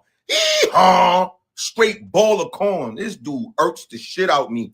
Like, listen to him. The narrative is, without knowing, I think, I know me personally, I've never sent a birthday card to a pedophile. I've never had Thanksgiving with a pedophile. Right. I've never been in close proximity constantly to a pedophile. Even if you didn't believe that there was any connection to it, which I think is strange credulity, doesn't it say something about your judgment that you would hang around somebody? We're not talking about a teenager. We're talking about a 60-year-old man. Right. Who knew about things that were happening. So why, since the emails came out and everything been pointing to the Democrats, black Democrats just got outed. 2 of them, Stacey Plaskett, she was texting him back and forth. She was taking donations from him that helped her win her election by a landslide. He was a known registered pedophile since 2009. You did not say a word about her. You did not say a word about Hakeem Jeffries reaching out trying to get donations from a known pedophile. How you too, my brother? Not one word. I waited all week to see if you was going to say something. Not one word. But yet you keep talking about, yo, Trump, I got to judge his character because he was around Epstein. A lot of people was around Epstein. But this is the fact of the matter. No matter how long he was around Epstein, if he did know or didn't know, in 2008, before Epstein copped out to that first pedophile case when he was with the 14-year-old, Trump kicked him out of Mar-a-Lago. So when he pled guilty and had to register, him and Trump had no more dealings. So anybody who had dealings with Epstein from 2009 all the way to 2019 is suspect because you knew. Trump could say, yo, I didn't know, but once that case happened, I cut him off. All the rest of you motherfuckers don't got no excuse because it was known that he was a known fucking pedophile. And y'all still dealt with him, and yet this donkey, you ain't say one word for Hakeem Jeffries knowing this in 2016, 17, reaching out for donations. You ain't say nothing to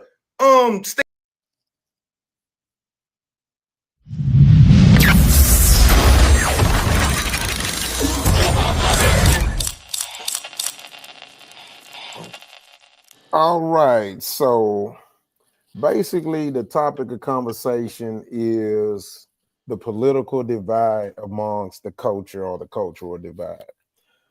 Basically, this video was a synopsis of what's going on in the Black community when it comes to politics.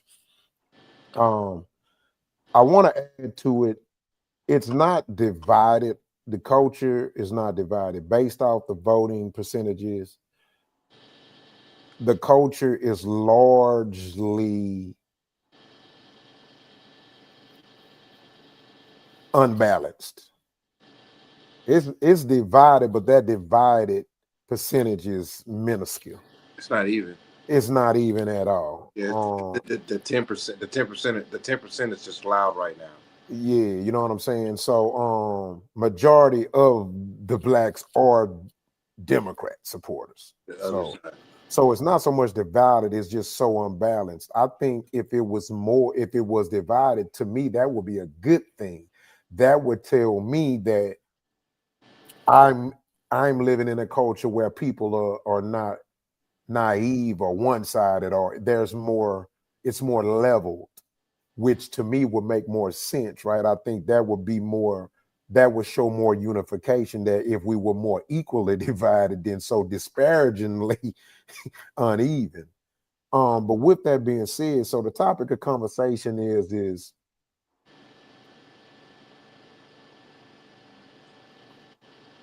when it comes to right and wrong, just and unjust, why do so many of us become selective?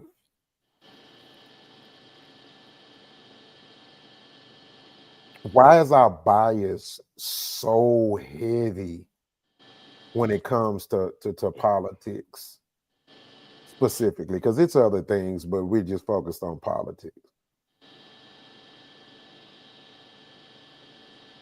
Who want to go first?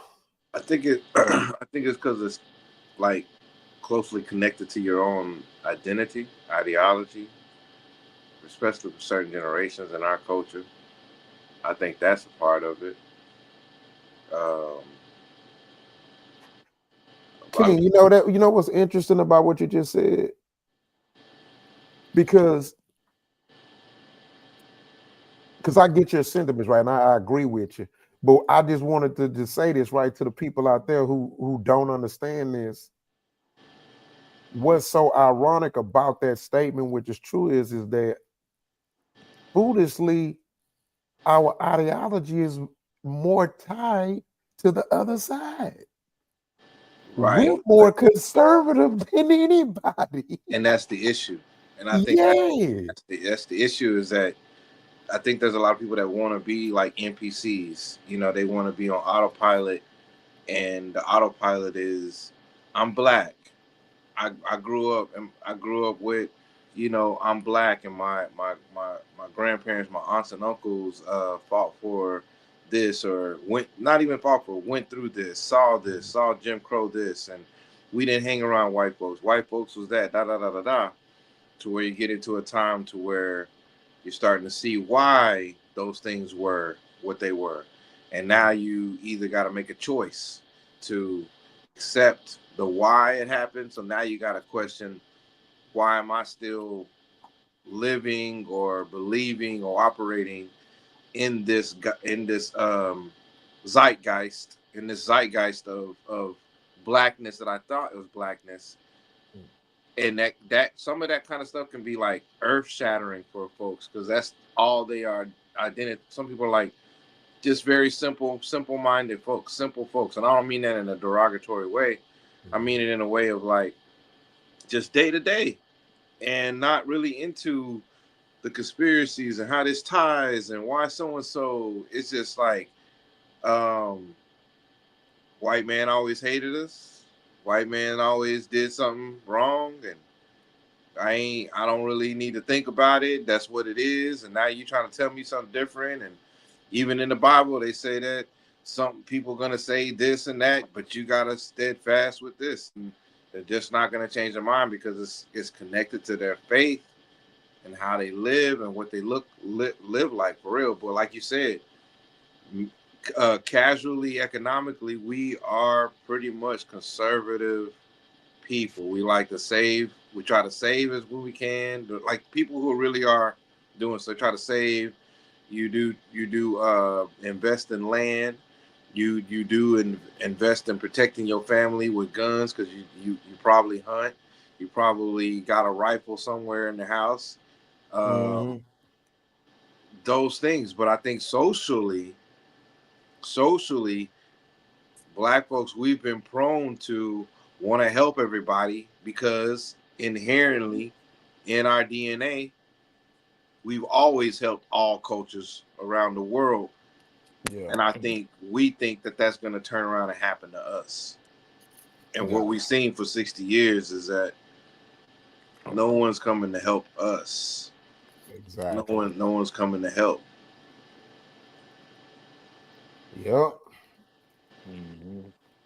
Green, what's your thoughts? So when it come down to politics, you know, in the black community, most people will believe that Democrat is like for black people and this and that, and you know how that shit go, right? That's my take on certain politics. Like that's all I believed when I was growing up in the hood. Like, oh yeah, I'm probably be a Democrat. Now I'm like, man, fuck all that shit, man. I'm independent. I'd rather say I'm independent or I'm non-biased on all that bullshit. You know what I'm saying? Because I don't really speak on politics or want to know much about it. I just look at it as like, damn, man, it's going to be what it is regardless. So why am I caring? But now that I'm older, I don't think that way. You know, I think a little bit more out the box.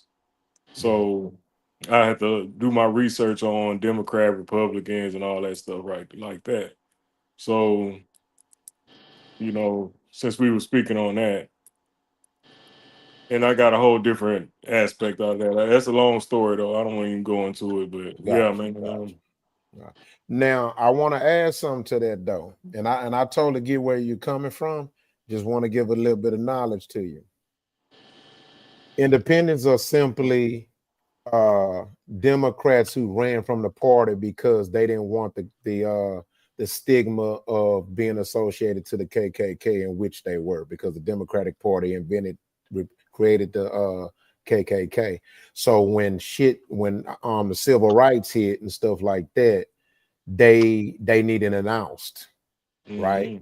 And so what happened was they created the Independent Party. So the Independent Party is just Democrats in denial. Yeah. Yeah. That's what I knew about the Democrats. That's when I learned that about the Democrats. I learned that about the Democrats, man. Like, they were the founders of the KKK. The founders of the KKK. Yeah, man. And Republicans wasn't. They was not. Yeah. So you wonder why certain black people that actually do read, you back then you were side-eyeing when you didn't know about it. You were side-eyeing. You'd be like, Republican, bitch. We was always that way. And you'd be like, I was raised a Democrat and a Christian. Like, you ain't rich. You ain't rich. Why you a Republican? You know what I'm saying? So I'm like, damn, man, you gotta be rich to be a Republican. That's a good fucking rep. We live in a republic. We live in a republic, especially. Yeah, the country's a republic. It was Yeah, built yeah. on. But you know, when you don't know no better, you know, you hear motherfuckers say this shit. I'd have sit by and heard conversation outside our motherfucker be like, man, what the fuck you just say? But I don't say nothing. I just look at them and smile like, you got to, because you ain't gonna get nothing. You ain't gonna get nothing through their head. They mind made up. yeah, I ain't arguing with the enemy. You know what I'm saying? That's the devil. Look, you're fighting for your individual. You're fighting and you're living with your individual freedoms. Yeah. With democracy, we're fighting for everybody else's freedoms. Yeah. Right. Instead of your own, because that's what they don't understand about military folks too. Is that, we're in the military. We take an oath. We're not here to practice democracy. We're defending democracy. When you're in the military, you're not practicing democracy. You're following orders. Right. That whole stuff that the Democrats try to bring up with the whole sedition and stuff. That's why. Is because military is following orders. They're not there to be democratic, to make a vote. That's your job. That's your job. Yeah, they can go vote, but it's just it's a job. You got a job to do. Yeah, if you work for Coca-Cola, it ain't your job to stop people from getting diabetes from drinking. Not your problem. Yeah. Anybody at this point, anybody taking DL Hughley or any of those type of guys. Oh my God, Grain, you are part of the problem, and you have a long road to go. You know what? And you know, he's so hypocritical, man. Here's what blows my mind about what he said. Right? I wish I could debate him. Me too. I remember him making a comment about I would never email or text a pedo and or this or that and why I wouldn't hang around and this or that. Dear Hughley, yeah, you a former gangbanger, nigga. I'm sure you know killers. Shut the fuck up. I can't stand no hypocrite ass nigga, dog. You a former gangbanger. And his daughter got messed. And then the person that was in his show got fucked off. Come on, man. Everything he done touched done went to shit. Like that little boy, man, got tattoos all over his face and every goddamn thing, man. Yeah, You horrible now, man. Yeah, that boy got tattooed all over his face. All he was trying to do at a young age, he looked up to DL. DL let that boy down, and that's when whatever the fuck went on. The point is that, nigga, you got too much baggage, dirt shit around you to even try to look trying to sound righteous. Come on, bro. And then trying to speak for black folks. You do not speak for black folks at all. You don't. And if you do, y'all can all go to hell and go to direction. We don't need that. We need some. We don't need it. Not at all. We don't need Ricky Smiley's. Ricky Smiley done toned it back because he got a radio, so he got to go to work in the morning. So, oh man, I met Ricky. He already cooked though. I met Ricky, man. I met Ricky. Look straight up, man. Bad experience, bro. Yeah, no, seriously, man. I heard. I went to Tuscaloosa, in Alabama, to go to a game, and I met him, and I asked him. I said, "Hey, man, Ricky, man, I've been a fan since the prank phone calls back in the day we used to listen to as a kid." Yeah. And I said, "Man, can I get a picture with you?" I look to my right, it's this little dude. You know what I'm saying? I don't know if I can't say it's his son. I don't know. You know what I'm saying? Might have been, though. You know what I'm saying? Because I heard things. But at the same time, man, Ricky looked me in my face and said, "No, I ain't taking no picture with you, bro." Wow. And I'm like, damn. Well. Yeah, just like that, and walked off on me. Damn. Hey, I was like, damn, bro. Okay. Hurt my feelings though, bro. I ain't gonna lie, that fucked me up. I was like, shit, I ain't never did it. I ain't never going up no motherfucker again. Yeah. But I believe it. That hurt my feelings, bro. I was like, man, damn, Ricky. Yeah. That's fucked up, man. Why you do me like that, dog? If you seeing this now, Ricky Smiley, fuck you, dog. I don't like you no more. Man, let me say this about this conversation, man. One of the things that I tell black people that's different from everybody else is, one, we buy religion, white people sell it. Two, white people come in different denominations, religions, different ways of life. You got country boys, you got Yankee boys, you got the Montana boys, right? They all come, you got they different divisions, they different companies, different mindsets, different organizations, but they're white first. Everything else comes after. Yeah. Here's where I have a problem with black people. Our hood, our city, our squad, our fraternity, our company, our label, our posse, our company, our religion, our Democratic Party. We ass backwards. We all left first, then black last. Yeah, man. The program is one. White people white first, then everything after that. Arabs are Arabs first, then everything after that. Hispanics are Hispanics first, then everything after that. Blacks, we everything first and black last. Until we do it first, until we're the first or something. The first black da da da da.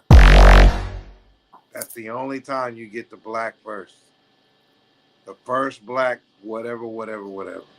You can't make this shit up. And I don't pick on it because I don't know why, y'all. So I'm talking to the people out there. I pick on it because I know why. It's like the program fucking worked. The fucking programming worked. Yep. Worked. We buy into it, they selling it. You know? Exactly. Yeah. Yeah, we can't look out for each other for shit. And that's my point. We everything first, then black last. That's why we're so divided, because we're chopped up like a fucking onion in a chef restaurant. We're everywhere. We just keep. There's a long period of time, more than us, of where we didn't and couldn't be black. Yeah, but that's not saying. I'm saying that's. I'm just saying the decision. I'm not saying like we couldn't make the decision to be black. I'm just saying the decision in history from what we see was made to not be black until Malcolm X was saying, "Who told you to be scared of your lips? Who told you that you was until he came." And Marcus Garvey, I'll give him that too. But until he came, it was like it still was this programming of to get away. I'm a lawyer. But even still, we still had unity though. I'm not saying we didn't have unity. Yeah. We were still black first. But yeah, we was black first because of some of those generations, but they were talking about it. But I'm saying there was still like this psychosis, especially during the 70s and 80s, of like getting away from being black in like society, of like climbing in your career. You know what's embarrassing about that? We didn't want to be black first until we got free. Okay. Not free of slavery. Once we started, the more equal we became to white people, the less black, the less that we wanted to be black first. Right. The more adjacent we got to white people. Yeah, that's what I'm saying. You got it. 100%. Wow. Absolutely. That's why a lot of the prominent black speakers on podcasts that's talking the black talk in economics and politics. Yeah. That's why they pinpoint on the generation that was born between 1968 to 74. Those guys, because they got adjacent to whiteness in the 80s and 90s and got their 401ks and gave up on what really needed to be handled. to where we did have tangible things that we were voting for, so we can really say, yeah, our ancestors fought for this, and this is why we vote. And then your parents, your uncles, we fought for real tangibles in the 80s and 90s, and the 2000s. You guys get to use them, And 2025, we got Elon Musk Industries, we got Elroy Industries. You know what I'm saying? Buckwheat, whatever. Yeah. Whoever made a fucking flying plane from the country. Yep. Yeah, man. And I think it's gonna. I think it can come. I don't know if it's gonna be from a particular black people. I think it's gonna come from just the people that are like this ingenuity, just want to go do some stuff, like-minded people. Yeah, I mean, I agree, but I hate to say this, but the world moving so fast and the technology advancing so fast, we gotta be in the now mode.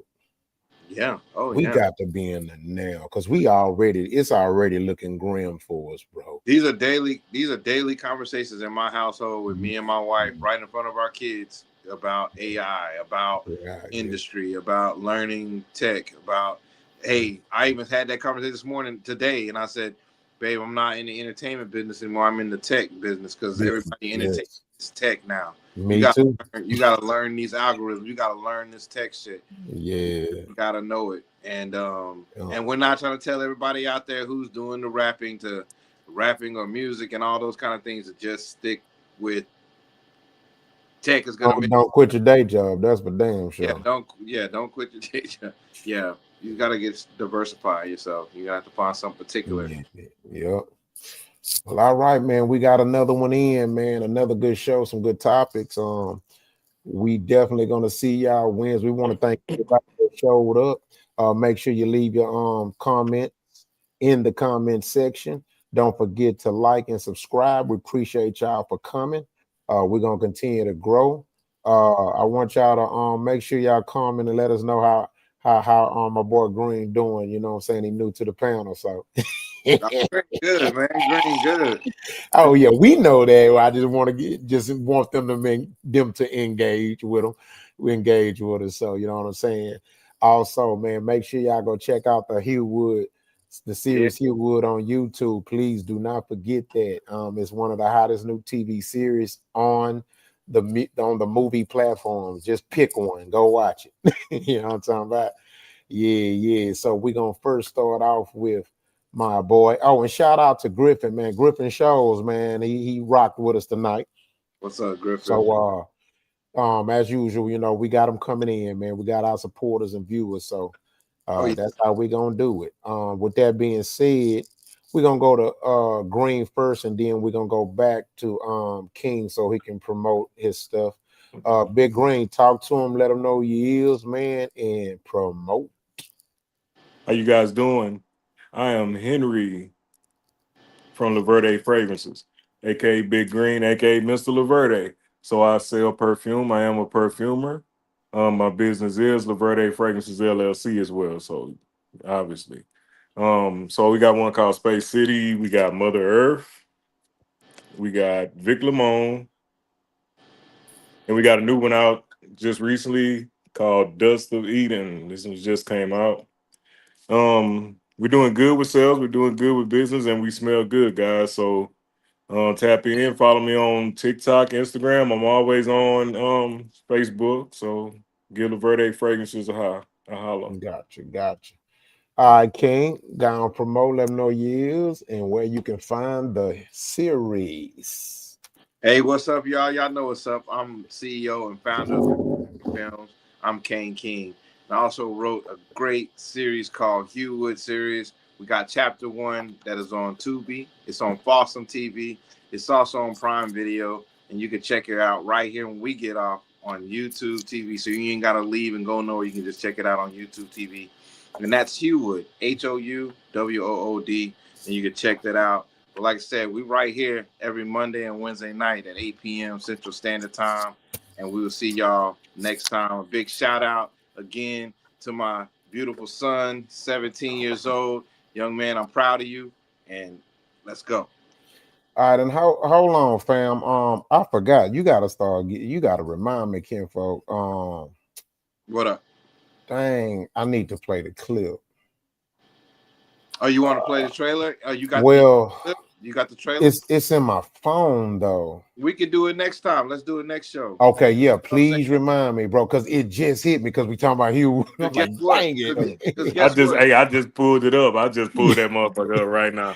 Hell yes. Yeah. But it's on YouTube. If you want to watch the trailer right now, go on there. Go and watch it. It's on YouTube right now. Run it up, hit the likes, hit a comment, tell me about it. Talk to me about the show, y'all. Yes. Don't just watch it. Talk to me about the show. I'm gonna be watching. I'm gonna binge watch. I ain't got shit else to do. Oh yeah. You got to check it out, man. About it. Yeah, man. Yeah. There's some lot of hot stuff coming, man. Chapter 2 is coming, and it's awesome. Chapter 2 is amazing. For sure. And also I got a hot new single out. It's called Homestead Holiday. So y'all go check it out. It's banging, you know what I mean? Bump it in your ride. You know what I'm talking about? You know, it's representing my side of the city, but it's for everybody to jam. It's universal. You know what I'm talking about? All right, y'all. We out here, man. All right. Holla. Peace.